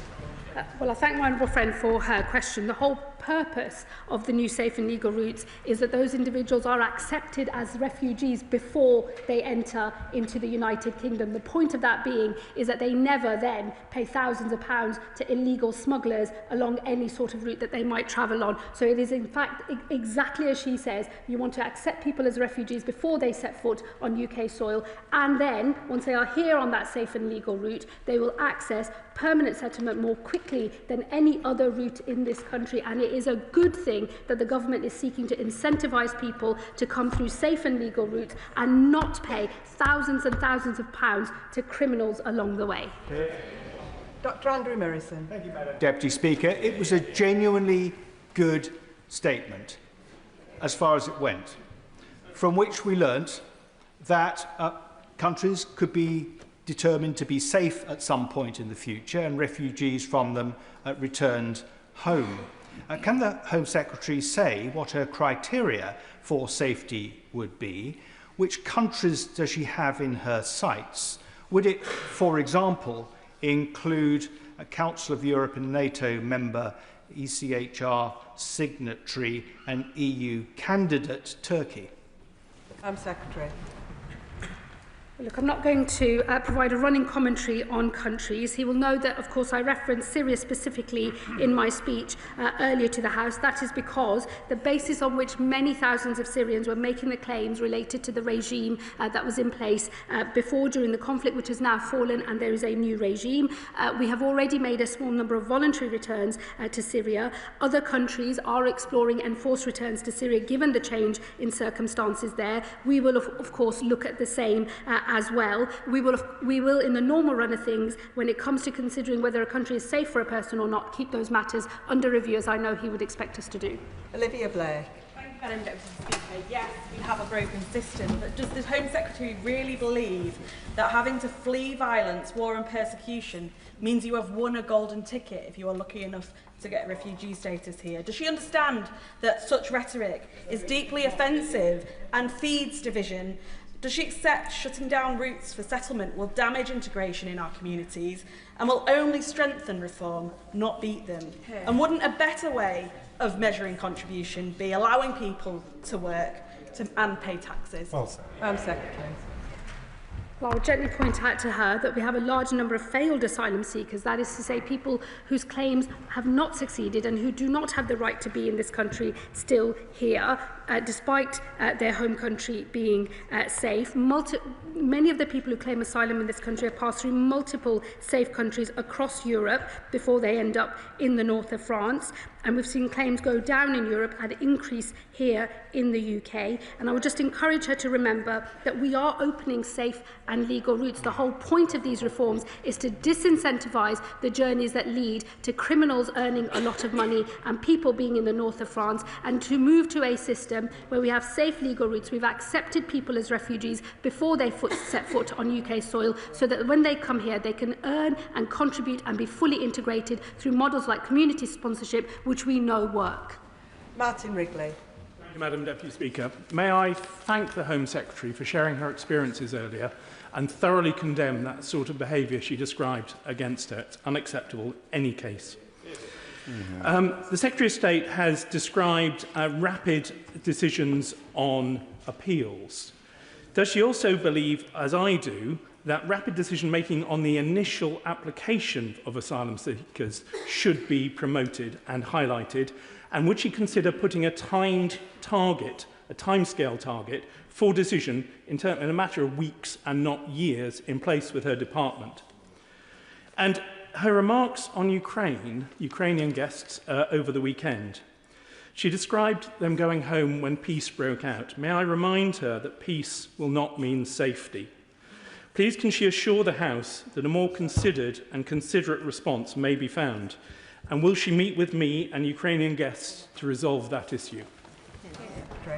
Well, let me just say to him on Ukraine, a point that I think was not understood fully by those that were questioning me at the weekend. It is a bespoke scheme created only for Ukrainians with its own rules. It's not subject to what we have set out in the asylum policy statement, because he will know, as is the position in relation to our discussions with the Ukrainian government, these individuals are welcome in our country so that we can keep them safe. They're not classed as refugees because they're here temporarily on that scheme. We will always uphold our obligations under that scheme. We supported it in opposition as well. He's right on the point about rapid decisions. It's important that decisions made at first instance, but also through an appeals process, are of high quality. That is one of the ways that we have to make sure that they don't get constantly appealed. But our current system means that even though we've made huge progress on decreasing the backlog on initial decisions, the appeals backlog has grown. And over time, as people sit in the appeals queue, more rights are accrued. And unlike any other type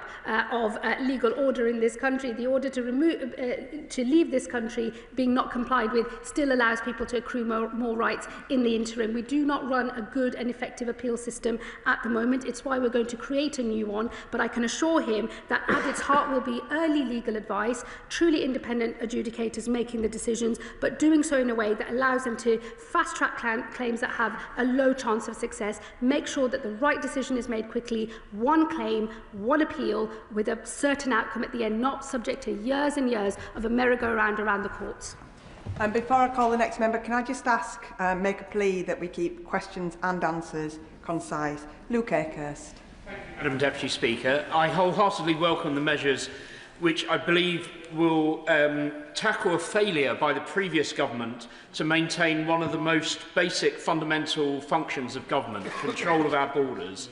My constituents in North Durham are worried and they're angry about the proliferation of HMOs to house asylum seekers locally in towns and villages which already have significant social and economic problems. Will these measures lead to lower demand from the Home Office for this type of housing for asylum seekers and the return of these HMOs over time to use as family homes for local people who need affordable housing? Home Secretary.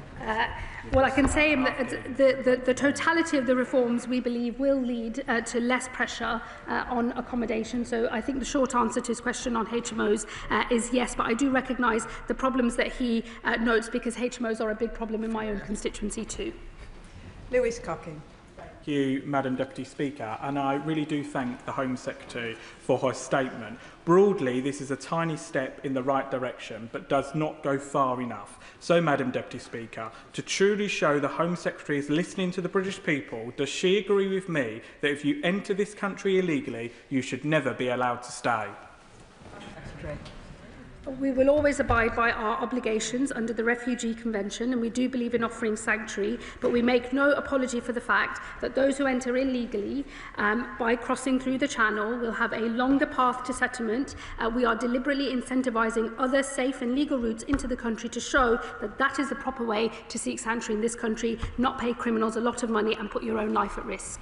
John MacDonald. When we introduce new legislation and new procedures, it's important we can calculate the implications and where it could lead us to. Like my old friend for Vauxhall, I work with, and have done for decades, to be frank, with asylum families, and in particular the children. And what I find is the children are extremely traumatised. And what we try to do to them is give them security and peace of mind for the family. Now what will happen is every 13 months, that security could be undermined and they could face the removal. Could I ask my right honourable friend whether or not she's consulted the Children's Commissioner, or education psychologist or others about the implications of what she's saying today? And the other issue as well is that in the past she's mentioned forced removement of families. I just remind my colleagues, in the past that was happening and the families were often detained in Harmondsworth Detention Centre. I used to visit the children. That was one of the most distressing experiences I've had as an MP. Could she give me the assurance that no child will be placed in detention as a result of this policy change? Secretary. Well, let me tell him, firstly, there will be a full equality impact assessment for all of these measures in the usual way. And as the consultations take place and as the legislation is drafted and then debated in this House, I'm sure all of the individuals that he has said, has mentioned, will have their say. I would expect them to as well. I would just gently remind him that when we're talking about the asylum system today, we're not just talking about those who arrive illegally on small boats. We're also talking about people who arrive on visitor visas, on student visas and on work visas, who the minute those visas come to an end immediately claim asylum. We know that the relative generosity of that route, the effective automatic permanent settlement after 5 years, is one of the things that attracts that behaviour. It is right that we clamp down on that and disincentivise people trying to stay in this country in that way, and instead incentivise people who will come through safe and legal routes. As I say to him, as we get order and control in the system, the safe and legal routes will start relatively modest, but I do anticipate them growing more generous and growing over time, because this country is fundamentally open, tolerant and generous. Sammy Wilson. Madam Deputy Speaker. Thank you, Madam Deputy Speaker. Can I welcome the honest and realistic assessment which the Secretary of State has made today in relation to the broken asylum system and also the division which immigration is causing across the United Kingdom. She has been innovative in some of the proposals which she has made, but only time will tell whether the potential loopholes will undermine the honourable objective which she has set, namely to cut back on illegal immigration. In my view, the only way of doing that is to make sure that people who enter this country breaking the law get returned immediately. But on the issue of the ECHR and its the expanded interpretation, Can she give us an assurance that whatever changes she makes in that will apply fully to Northern Ireland, where unfortunately the previous government embedded the ECHR in the Windsor framework and has proven already to be a means of undermining immigration policy? Secretary. Well, I can assure him that the Minister for Immigration has met with his counterparts in the devolved administrations, and we will keep all of those conversations going, because this is a reserved matter rather than a devolved one. And Madam Deputy Speaker, can I just say, in case the microphone did not pick up my answer to my honourable friend on the detention of children, I can give him that assurance that he sought in his question. Rachel Maskell. Thank you, Madam Deputy Speaker. I do urge caution. We're in this predicament because the very people who championed Brexit failed to warn of the consequences of leaving the Dublin Agreement. Since the EU has moved on and will introduce its asylum and migration management regulations next summer.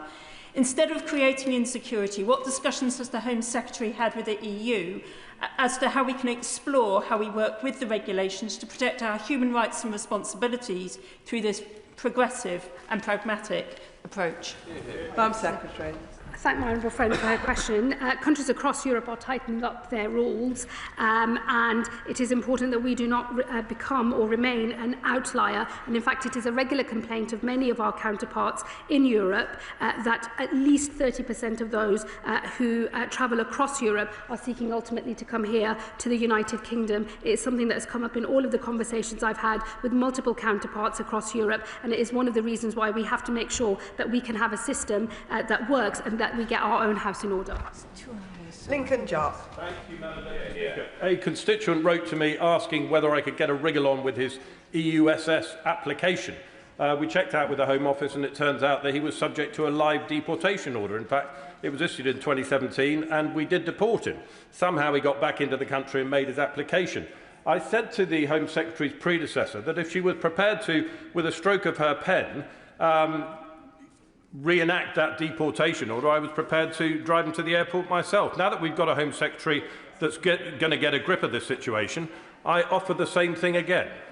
Madam Secretary. Get a bus. Well, I look forward to welcoming his application to join immigration enforcement. If he wants to write to me about that specific example, I will look into it. I know that the systems at the Home Office need a lot of tightening up. It is work that actually my predecessor started when she brought in a new permanent secretary into the department to make the necessary changes, and it is the work that I will continue. Ian Lavery. Thank you very much, Madam Deputy Speaker. I agree with my right honourable friend that this system is absolutely smashed to smithereens. It's smashed to smithereens because of 14 years of destruction from the benches opposite. But of course we all want to see the control of our borders. We want to stop the boats. We want to see better, safer, legal routes. But I appeal to my right honourable friends and honourable friends on the front bench. When the opposition parties, the Tories, Reform UK, not to mention that odious racist Chancellor, bankrolled by the world's wealthiest man, are championing our policies, is it not time to question whether we're actually in the right place?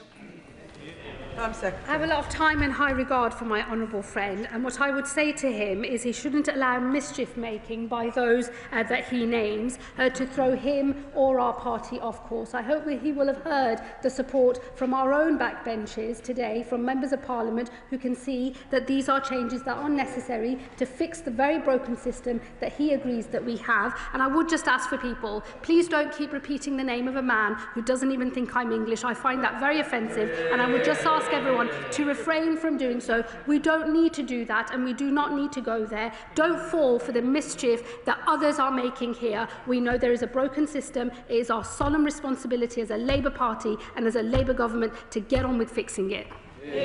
Charlotte Kane. Thank you, Madam Deputy Speaker. I agree the asylum system is broken, and I welcome the commitment to safe and legal routes for people to seek asylum. But there is much in this bill that I think is cruel, impractical and won't work. I pick out one example, is making people have reviews every 2.5 years for 20 years. It's cruel because those people are not going to be able to get a sense of security and safety. It's counterproductive because those people are going to struggle to get good quality, secure, high-paid jobs and contribute to our society. And it won't work. We already know that the Home Office can't cope with what it's currently having to do. My casework is full of people whose papers, when they're trying for immigration status, their papers get lost. The digital right to work system doesn't work properly. We've got a backlog in the asylum claim. How are you going to make this work? Secretary. I'm making changes that I will ensure will work. Let me assure her of that. And secondly, what I would say to her is I make no apology for disincentivising routes into this country, which basically make people smugglers very, very rich men and fuel other disgusting crimes across Europe and in this country as well. It is right that we reserve a privileged status for those who get into work and education, as refugees on core protection will be able to do, and also those who come via safe and legal routes. That should be the proper way that people come into this country. It has better integration outcomes as well. Nadia Whittam. Thank you, Madam Deputy Speaker. Earlier today, the Home Secretary advised that I wait for the detail of the reforms before criticising them. Well, now the detail's out, and I'm afraid it doesn't reassure me in the slightest. It's hard to know where to begin when so much of what has been announced flies in the face of decency and compassion, but I'll focus on family reunion. Limiting access to family reunion for refugees will force children and spouses into the hands of the very people smugglers that the Home Secretary is seeking to smash. It will push them into unsafe dinghies, risking their lives. Would she be comfortable with this? Home Secretary. Well, I would urge her to look at the proposals on protection, work and study, and also on safe and legal routes. It is right that we try to pivot to a more humane system that privileges those who come not via paying people smugglers a lot of money. And on family reunification, let me just say to her this. British citizens at the moment have to meet thresholds and various qualifying tests before they can apply for family reunion. I think it is right that we bring the position in relation to refugees through the protection, work and study route to the same level. And before I call the next member, members will have seen how many people are on their feet, and I will be needing to finish this statement by 8 o'clock. So please bear that in mind if I want to get everybody in, which I do. Paul Kohler. Thank you, Madam Deputy Speaker. I welcome a sizable amount of what the Home Secretary has said today and is trying to do. Earlier this year, the Immigration Asylum Chamber of the Upper Tribunal, in the case of IX, reiterated the established administrative law requirements that government decision-making in asylum cases be proportionate and reasonable, and not expose individuals to prolonged or indefinite uncertainty, what the Home Office used to criticise under the Tories, in fact, as a lengthy limbo period. So can the Home Secretary clarify how her proposal to require a 20-year period before someone granted asylum may obtain a permanent right to remain complies with these fundamental principles? Home Secretary. I do believe it does comply with those principles. At the moment, at the end of the 5 years, there is already supposed to be a Safe Country Review. We will bring that forward and we will make the Safe Country Review a real thing. But as I've said to him and other members, we will also create alongside the core protection route, the protection work and study route as well, because we want to encourage people to make a contribution to this country. Emma Foodie. Thank you, Madam Deputy Speaker. In a previous life, I was a 999 call taker with the ambulance service and had the awful experience of answering a call to a distraught family desperate for help. But I couldn't help them. I couldn't help them save their loved one. And why? Because they couldn't understand the life-saving instructions which I was trying to give them over the phone due to the language barrier. Does the Home Secretary agree with me that there is nothing progressive about defending a status quo where vulnerable people are unable to access emergency services due to an inability to speak our language? Home Secretary. My honourable friend is absolutely right, and I endorse every word that she just said. Robin Swan. Thank you very much, Madam Deputy Speaker. The Common Travel Area allows movement across the UK, Northern Ireland and the Republic of Ireland. It's been reported in the Irish media that a UK Home Office official briefed the Irish Department of Justice last Thursday in regards to what the Home Secretary was bringing forward. Can I ask her, what's the Irish Government's response to her proposals? Home Secretary. I'm afraid I don't recognise the briefing that he refers to. Clive Efford. Madam Deputy Speaker, I can recall a predecessor of my right honourable friend who described the Home Office as not being fit for purpose, and I've never known a time when there wasn't a backlog of cases with the Home Office. And this set of proposals is going to require people's cases to be reviewed every 30 months. Is that a realistic aim, and is she clear that she can make the Home Office fit for the purpose she set out today? Home Secretary. Well, we're already supposed to do safe country reviews, and we will ensure that they are done every 2.5 years. We will also ensure that wherever possible, refugees move into the protection, work and study route instead. And I just say to him, I recognise the phrase not fit for purpose. I've been very clear that I don't think the Home Office is fit for purpose yet. There is new management at the Home Office. They're getting on with making the changes that are necessary, and I will ensure it is both fit for purpose and able to enact the reforms that I've set out today. Lara Sultana. Thank you, Madam Deputy Speaker. Sivanandan warned, and I quote, "What Enoch Powell says today, the Conservatives say tomorrow, and Labour legislates the day after.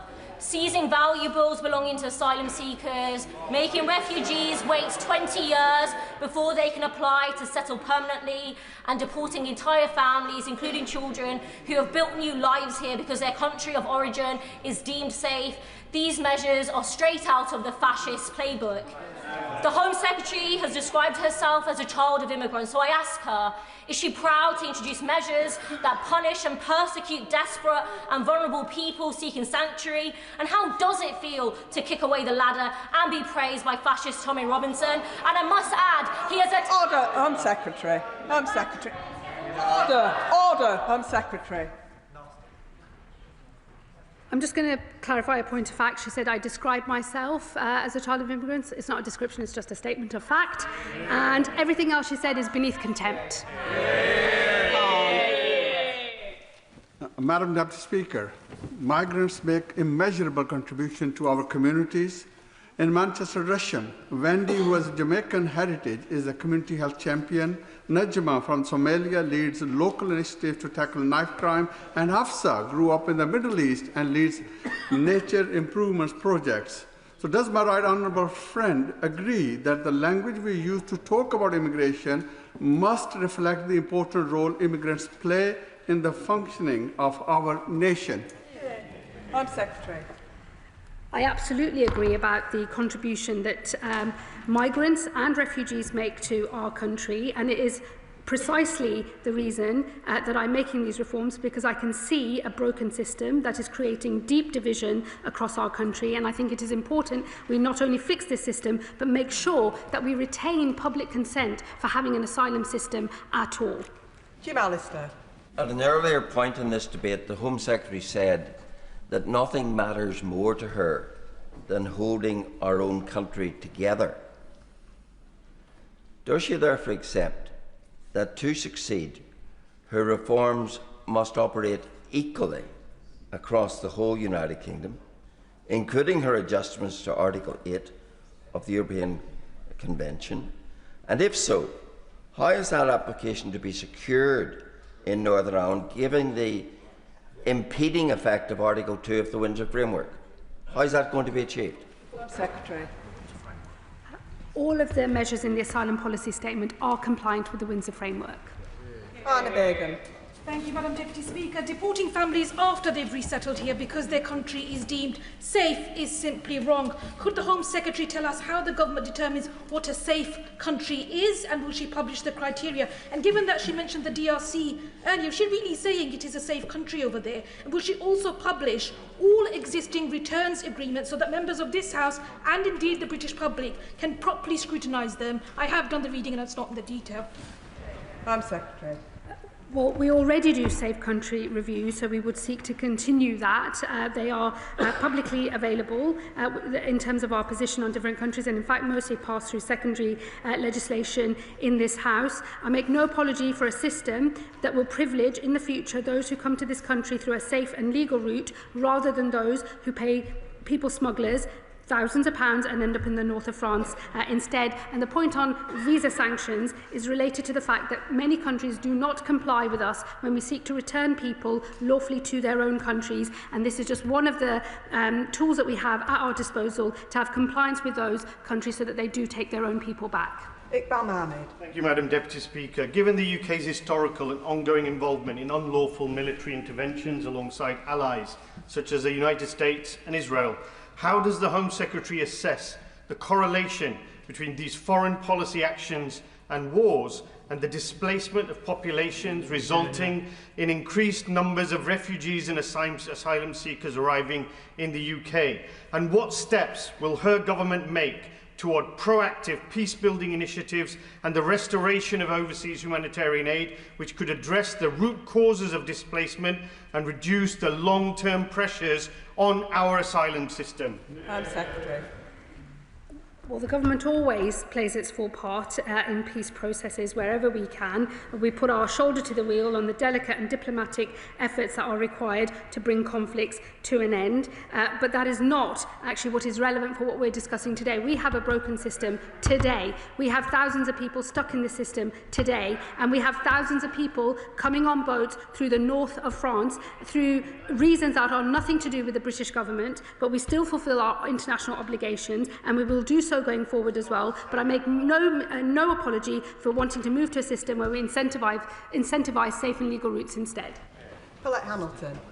Thank you, Madam Deputy Speaker. I agree with the Government that we desperately need to tackle the issue of illegal migration. I hear this at the doors and see it in my mail each week in Birmingham, Erdington. Can the Home Secretary tell us how, after these proposed changes come into force, how quickly will the Government ensure that safe legal routes are in place, because this will be the key to stopping the boats? And also, how will the Government deal with the issue of those that have claimed that they are minors, but they're clearly not? And that is another massive issue. Thank you, Madam Deputy Secretary. I thank my honourable friend. We are moving to a system of age verification based on AI modelling, which we believe is effective in actually being able to verify someone's true age. So we are moving on that. And let me assure her, we will move to legislate on these, consult and then legislate on these measures as quickly as possible. I am seized of the need to move quickly to restore public confidence. And as we get order and control into the system, we will start opening up the safe and legal routes. They will be modest to begin with, but they will grow and be more generous over time as we restore order and control. Sarah Perchin. Thank you, Madam Deputy Speaker. The Daresbury Asylum Hotel in Runcorn has been emptied thanks to my by-election campaign. But what assurances can the Secretary of State give my constituents of Runcorn and Helsby that the many HMOs in Runcorn will be emptied of illegal migrants and criminals under her government, and that they will be deported without delay, never to be allowed legal entry into the UK? Well, it is this government that is exiting hotels and will do so. It's a manifesto commitment that we will do so by the end of the Parliament, and I intend to bring that forward as much as possible. And let me say to her, we will always fulfil our international obligations, but I make no mistake for wanting to privilege safe and legal routes rather than illegal entry into the country. Samantha Niblett. Thank you, Madam Deputy Speaker. Every single day I campaigned in South Derbyshire whilst a candidate and since becoming an MP last July. Immigration has been the #1 issue dividing my communities. They have either been pushed to apathy, and we're talking about Labour voters here, or they've been pushed towards reform. I cannot thank her enough for today's statement, because finally at last my constituents feel heard. But my question to her is, how frequently can they expect an update so that they can see that these promises being made today will result in delivery sooner rather than later? Home Secretary. Well, I thank her for her comments and her question. Let me assure her that I know that the way to build public confidence in the new system is not just to announce the reforms here, but to get on with legislating and then implementing those reforms so that her constituents, my constituents and people all across the country can see the impact and can see that we can fix this system and that the public confidence in having an asylum system at all can be retained. Adnan Hussain. Thank you, Madam Deputy Speaker. stripping people of the very few belongings they have left after fleeing war and persecution runs contrary to the very principle of asylum, a principle rooted in protection and compassion. So I asked the Home Secretary, how do such measures help address the real root causes of displacement and the refugee crisis? War, destabilisation, persecution and dangerous crossings. Secretary. Well, I shouldn't be surprised to see the honourable gentleman indulging in misinformation here. Let me tell him the example I used in my speech. Somebody who has access to £800 a month from their family, has enough money to acquire an Audi and is not expected to contribute to the cost of his asylum support at all. I think it is right that we change that. British citizens have to have give account of the assets they have before they access benefit support. I don't think that these individuals should be in a privileged position if they have access or have assets of high value. I've made it very clear when this is not about taking jewellery off people or their wedding rings and so on at the border. That will never happen, but it is right that those who have assets are asked to contribute to the cost of their asylum accommodation. Abtisam Mohammed. Thank you, Madam Deputy Speaker. Under the previous government, we have had hostile policy after hostile policy, from the go-home bans to Windrush scandal to Rwanda, all of which failed to deter dangerous crossings or fix the asylum system. What is dividing communities is the constant anti-refugee rhetoric pumped into our politics, which has resulted in the vile racism that the Home Secretary has been subjected to, vile racism that I have been subjected to, vile racism that my mother has been subjected to. Let's be clear, there are some people who will never be appeased, who will constantly stir hatred in our communities. The new proposals of forcing refugees to reapply every 2 years just adds huge cost and pressure to an already overstretched system.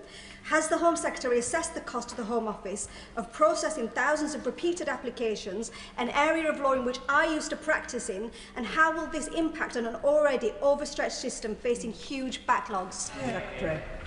Well, let me tell her, what I think is dividing our country and communities all over our country is an unfair, out-of-control system that's putting pressure on communities across the whole of the nation, and it is incumbent on me as a Home Secretary and on this government to fix that system and to retain public consent for having an asylum system at all. And it is also my job to make sure that we have the administration capacity and the funding to enact these reforms, which we will. Gareth Snell. Thank you very much, Madam Deputy Speaker. If you look at a heat map of where asylum dispersals take place, it tends to be in the city London, and then the towns and the cities of the Midlands and the North West that least have the resources to help them. Thankfully, in Stoke-on-Trent, we've got organisations like our CAB and ASHA who are doing what they can. So can I ask the Secretary of State, when she is looking at this policy in the round, as she will do, can she look at that dispersal mechanism to make sure that everyone is taking the support that they should do? And could I also go on the point around the national referral mechanism for modern slavery? It is one of the most difficult pieces to access if you are somebody who has been trafficked into this country. You need to be put in by a national first responder through a third party. Can she set out a little bit about what her changes are going to be and give an assurance that those national first responders won't be removed from that process, because they do a very good job in vetting people before they get access?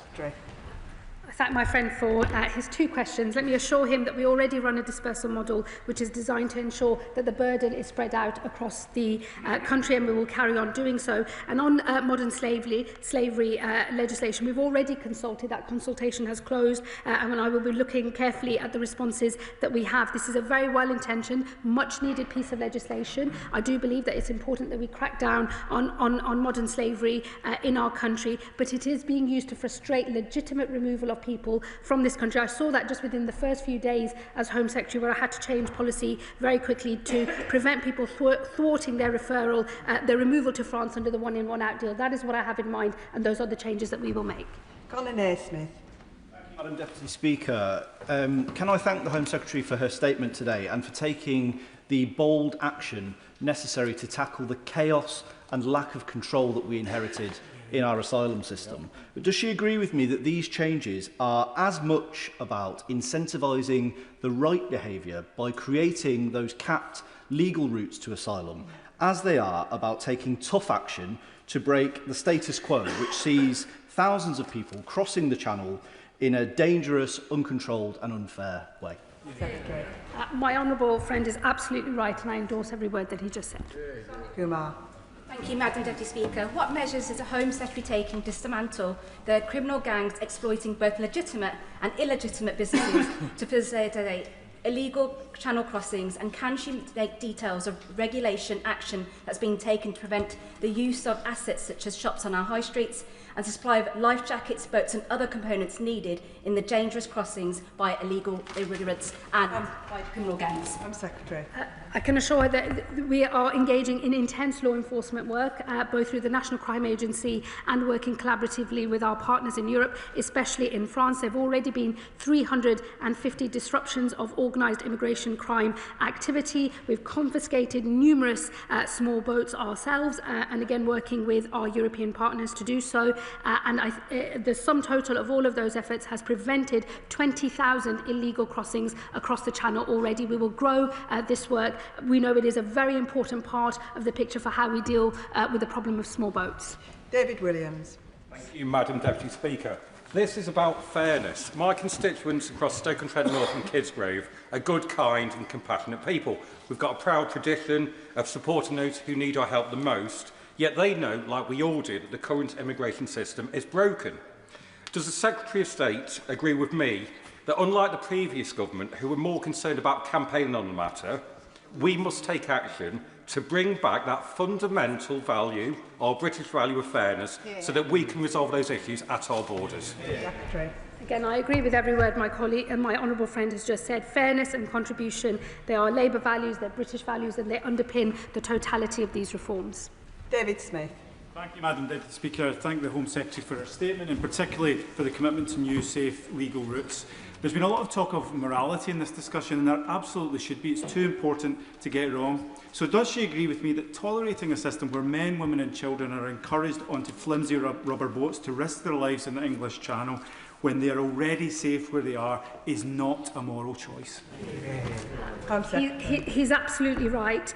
Fixing this broken system is a moral mission for me, because I believe we cannot look the other way and pretend that it's just talking points from our political enemies that are driving division in our country. The broken system is what is driving division in our country. I am determined to put that right, to make sure we can divide our country, but also retain public consent for having an asylum system to begin with.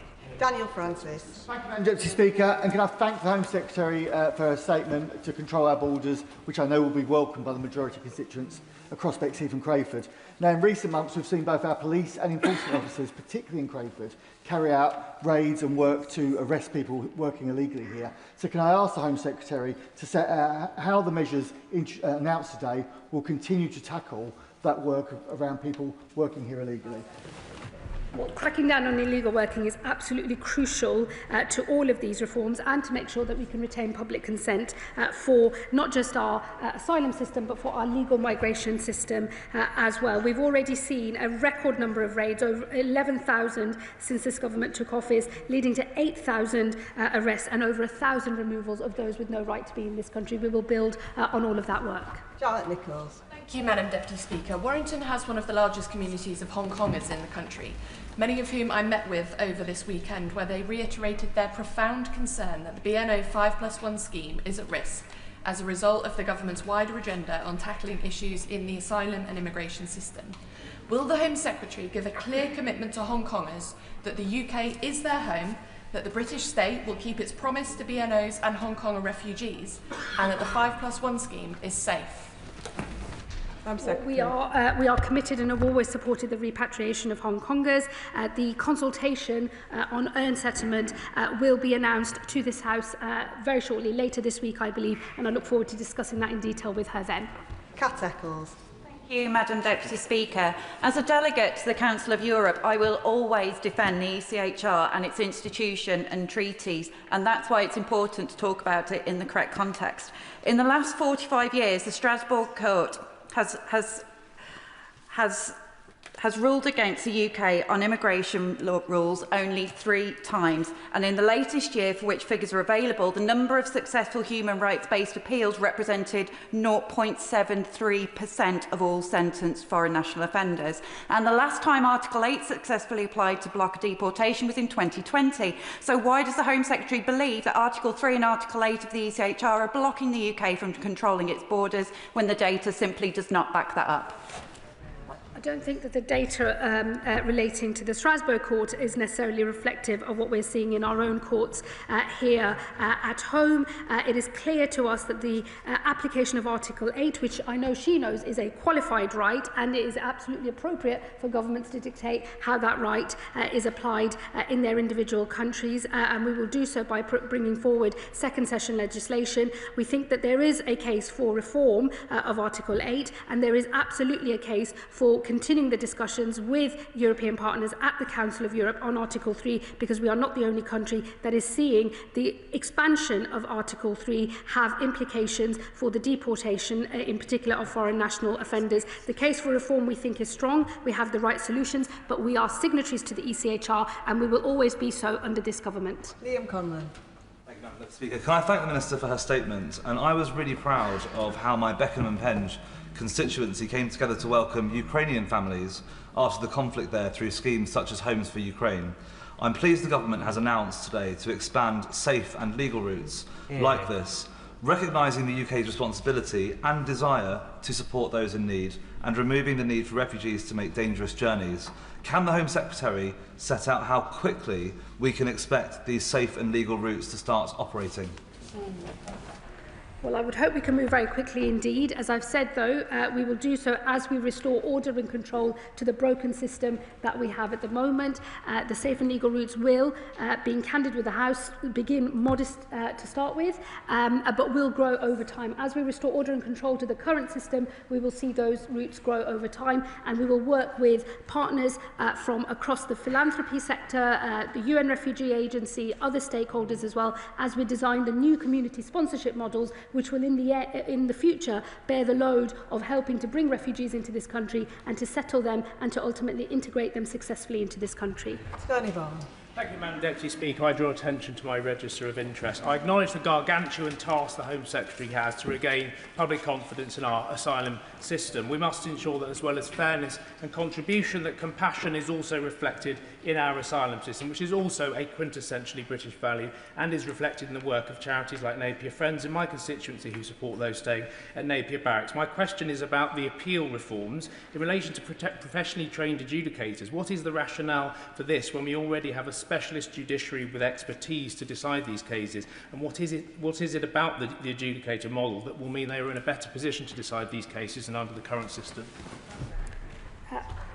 Well, firstly, he does mention compassion, and I would say to him that the compassion of our reforms will be reflected in the safe and legal routes where we will accept refugees into our country through a community sponsorship model, resettle and integrate them successfully. That is what will bear the load of fulfilling our international obligations, and I know our people across our country will be proud to do so, because compassion is, he is right, a fundamental value of all of our people, but so is fairness and contribution, and taken together, these reforms, I believe, strike the right balance. And what I can say to him on the appeal system is it's completely shot to pieces at the moment. It's riven with backlogs. Even increasing judicial sitting days does not make the difference. I think it's absolutely appropriate that we design a new appeal system, independent, with early legal advice available right at the start, and where it is proper for the government to set the framework for the speed at which cases can be heard, including fast-tracking those claims that have no chance of success or are from countries which have low grant rates in the first place. He will know that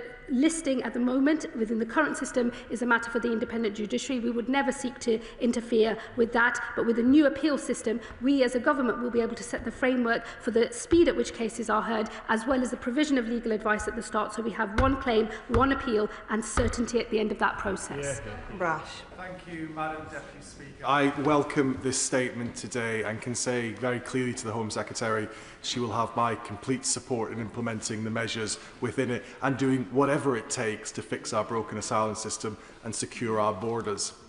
One of the consequences of this broken system is what can only be described as the targeting of deprived communities like Hartlepool by private companies charged with providing asylum accommodation. We've started to bring the numbers down. Does the Home Secretary agree with me? That process must continue to put fairness back into our system. My honourable friend is absolutely right. We do need to bring fairness back into the system. We need to resolve the problems with supported asylum accommodation as well. Taken together, these reforms and this government's plans on exiting hotels, getting into large sites instead, I believe will relieve the pressure that he sees in his community and across the country as well. Smith. Thank you, Madam Deputy Speaker. I take great pride in our country's track record of offering sanctuary to people fleeing conflict and persecution, and I know Afghans, Syrians, Ukrainians and many others who are now settled here and making great contributions to our economy and society in our hospitals, our schools and our businesses. So I welcome the Home Secretary's commitment to getting the proposed safe and legal routes working urgently. And will she also ensure that the right incentives and support are in place so that people arriving this way can integrate successfully? I agree with my honourable friend, and as I've already set out, for those who are on court protection, we will seek to encourage people to move into the protection work and study route so that they can start contributing and integrating more effectively into this country. That will get them to a slightly earlier settlement period as well. But the bulk of these reforms will focus on safe and legal routes, which will be the most privileged route to settlement in this country. It is right that that is the case. It is the best way to integrate people into this country. The community sponsorship model is the way forward, and I look forward to working with her and others in the House as we design that and move forward. Thank you very much, Madam Deputy Speaker. South Norfolk expects to have a robust and compassionate asylum process. I welcome this statement today. One of the aspects that I'm most interested in is the penultimate paragraph on page 28 of the document, which states that the new model will give greater say to communities and support refugees to settle and become self-sufficient. I was wondering if the Home Secretary could expand on what mechanisms would be put in place to make sure that happens. Well, we will design the new system, taking all of the learnings from the Homes for Ukraine scheme and other models as well. We will work closely with the UN Refugee Agency as well as other international partners, and we will work with philanthropists and community organisations, local councils, universities, businesses and others here in this country. We know that there are people who really want to be able to sponsor refugees and play their part in offering sanctuary to those most in need. People recognise that the current system is broken. As we get to grips with the current broken system, we will be able to increase the number of people that come on safe and legal routes in the medium and long term, and that is the right future and that is the right compassionate answer, and it enables us to fulfil our international obligations as well. Jacob Collier. Thank you, Madam Deputy Speaker. The Home Secretary has outlined common sense measures to ensure that the British public is no longer asked to fund or accommodate foreign national offenders. At the same time, she is right that our country has a proud and long-standing tradition of offering sanctuary to those fleeing persecution. So therefore, can she confirm that the United Kingdom will send no individual back to a place where they may be tortured, killed or persecuted? We will never send someone back to a country where they will be tortured. We will always abide by our international obligations in that regard, and we believe that the totality of the reforms that I have set out today strike the right balance between making sure that we continue to fulfil our international obligations but have a system for asylum that can retain public support for having an asylum system at all. Steve Race. Deputy Speaker, Exeter is a proud city of sanctuary, and we've welcomed communities of Hong Kongers, Ukrainians and Afghans over recent years. So many of my residents will be very pleased and welcome this re-establishment of safe and legal routes for refugees, which were long forgotten by the party opposite. Does the Secretary of State agree with me that safe and legal routes do offer a real sort of element of a system that has control and order in it, and can she set out how the system will be flexible in terms of when geopolitical practices change? Well, we will always retain the flexibility to respond to particular crises, as we've done in the past, and that we supported even when the last government was in power. We will design these routes alongside international as well as domestic partners as well, to make sure that the community sponsorship model learns all of the best lessons from previous schemes and is absolutely world-class as a system, so that we can play our full part in offering people sanctuary who most need it. Joseph. Madam Deputy Speaker, I welcome the Home Secretary's statement on how the government will make our asylum policy fit for this country. The broken immigration and asylum system under the Conservatives created an unprecedented backlog.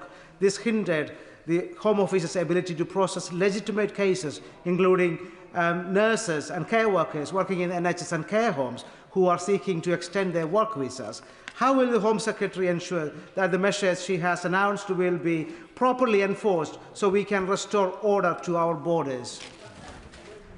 Well, I can assure him it will fall to me to make sure that the system we have is capable of implementing all of these reforms. We will consult and legislate as quickly as possible, and it is on me to make sure that the Home Office can handle the work that's coming its way. But I would assure him that getting the administration is a part of the picture, but getting these reforms passed and implemented across the country is the most important thing that we can do. Speaker, the measures that the Home Secretary has set out to restore order and fairness will be very welcome in Middlesbrough South and East Cleveland, but the overriding sentiment will be a feeling that we will believe it when we see it. I'm afraid trust is so low after years of broken promises, and so what assurances can the Home Secretary give that she will not only talk the talk but also walk the walk as well? Oh, I can assure him I don't believe in doing anything other than walking the walk. I totally hear what his constituents will tell him. It's what I hear from my own constituents. We will believe it when we see it, because it is a low-trust environment, and over many years, trust in the immigration system overall has been degraded. It's why it's something that is causing such division today. It is on me to make sure that this package of reforms is implemented. It's on me to make sure that the Home Office is able to implement them effectively, and I would say to his constituents and people all over our country, judge us on what we deliver through these reforms. Thank you, Madam Deputy Speaker. The proposal to raise the threshold for indefinite leave to remain from 5 years to 20 is deeply concerning. At a time when far-right groups exploit fear and spread misinformation, our government should lead with compassion and fairness, not forcing some of the most vulnerable in our society to live in limbo for 2 decades. Will the Minister explain how denying security and rights for 2 decades reflects British values of justice and humanity? And what will access to services look like for people during that time? Tell my honourable friend not to defend a status quo that sees people spend thousands of pounds paying people smugglers a ton of money to get on a boat and come across the channel through a dangerous crossing that puts their own lives and that of others at risk. I would really urge him not to defend a broken status quo, engage with the detail of these proposals, which reflect a new protection work and study route, which will be open to those who are offered core protection in this country, and that we will open new, safe and legal routes as well. Thank you, Madam Deputy Speaker. Does the Home Secretary share my concern that the scrutiny from the benches opposite is somewhat sparse this evening? But on a more serious note, can she reassure my constituents that one of the key outcomes of this statement is that we will finally bring down the taxpayers' bill for asylum accommodation? Time and again, this is a concern raised with me by my constituents, and to reduce that bill will help many feel that there is far greater fairness in our asylum system. Well, I suspect the lower numbers on the other side are down to the fact there's not that many of them anymore.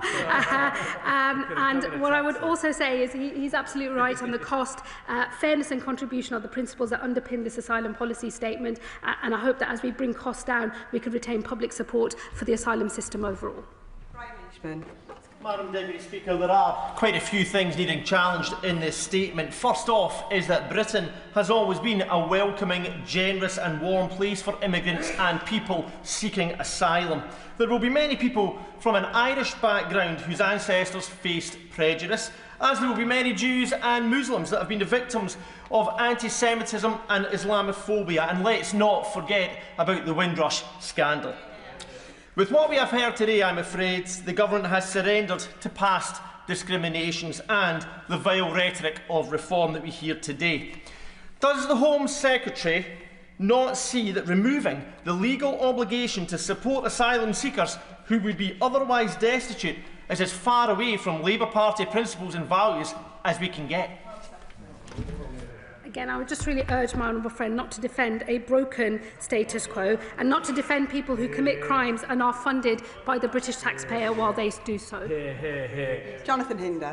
Thank you, Madam Deputy Speaker. Having gangsters control who comes into our country is intolerable. It's not fair, it's not humane, It's not socialist. And my constituents in Pendle and Clitheroe say to me that they just want control. They want the politicians they send to this chamber to make the decisions on who comes into this country, not the gangsters. So can the Home Secretary reassure my constituents that she will not rest until every migrant, refugee or otherwise, comes to this country through a safe and legal route? Well, I thank my honourable friend for his question. He is absolutely right. There is nothing humane or socialist or indeed any other group that people might want to put themselves into about paying people smugglers a lot of money to get into a boat in the Channel. It's a dangerous thing to do. It fuels further crime. It is not the way that people should seek to come to this country, and I will not rest until the way that people come to this country to seek refuge, be granted refugee status, is through a safe and legal route instead. Final question, Amanda. Thank you, Madam Deputy Speaker. I want to start by fully supporting the Home Secretary's statement today and in getting the balance right. In Ports of North, we've seen how quickly immigration misinformation can spread on our high streets, on local forums and even, Madam Deputy Speaker, forcing businesses to put up signs on developments to say who will be living there. This chaos took hold because the Tories never got a grip, gave up on governing and allowed division to reign across our country. Does the Home Secretary agree that our new enforcement plans and streamlined appeals system are essential not only to enable much-needed action, but also essential to restore trust and give clarity to stop refuelling misinformation division in our communities? Well, I do agree with my honourable friend, and I endorse every word that she said, Madam Deputy Speaker. And that concludes the statement. Point of order, Carla Denyer. Madam Deputy Speaker, the Secretary of State accused one of my Green colleagues of hypocrisy when, in fact, she was objecting to the warehousing of asylum seekers in military barracks, which is a position in line with Greens in the Chamber and, in fact, all major refugee rights organisations. So, Madam Deputy Speaker, I do wonder if the Secretary of State would like to withdraw her grossly misleading remarks and baseless accusation of hypocrisy. Point of order, Adnan Hussain. I understand that this also relates to remarks made by the Home Secretary. Intervention, the Home Secretary stated, and I quote, that she shouldn't be surprised to see the honourable gentleman indulging in misinformation in here. Madam Deputy Speaker, I take my responsibilities in this House extremely seriously. I'm confident that every point I raised was made in good faith, based on publicly available information, and was neither misleading nor inaccurate. May I therefore seek your guidance on how a member may respond or have the record clarified when a minister makes such characterisation without providing any evidence, clarification or correction, in particular where it risks implying dishonesty on the part of a member who has had no opportunity to respond further at that moment. Say in response to him, I'm very happy to say it wasn't misleading, it was just wrong. So I can clarify that for the record. And let me say to the Honourable Lady opposite, I don't think, I think it's a fair point of debate to point out that the Green Party is often indulging in hypocrisy, and I shall look at carefully at what her colleague has said in relation to the large military sites. But I would say to her, the Green Party never seem to offer any solutions, only commentary that does not work. And I thank both members for their points of order, and their comments are now on the record. We now proceed to read the orders of the day. Biodiversity Beyond National Jurisdiction Bill Committee. No. Order.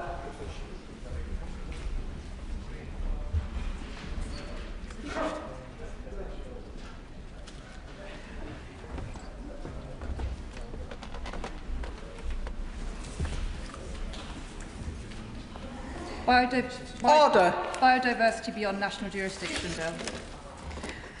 I remind members that in committee, members should not address the Chair as Deputy Speaker. Please use our names when addressing the Chair. Madam Chair, Chair and Madam Chairman are also accepted.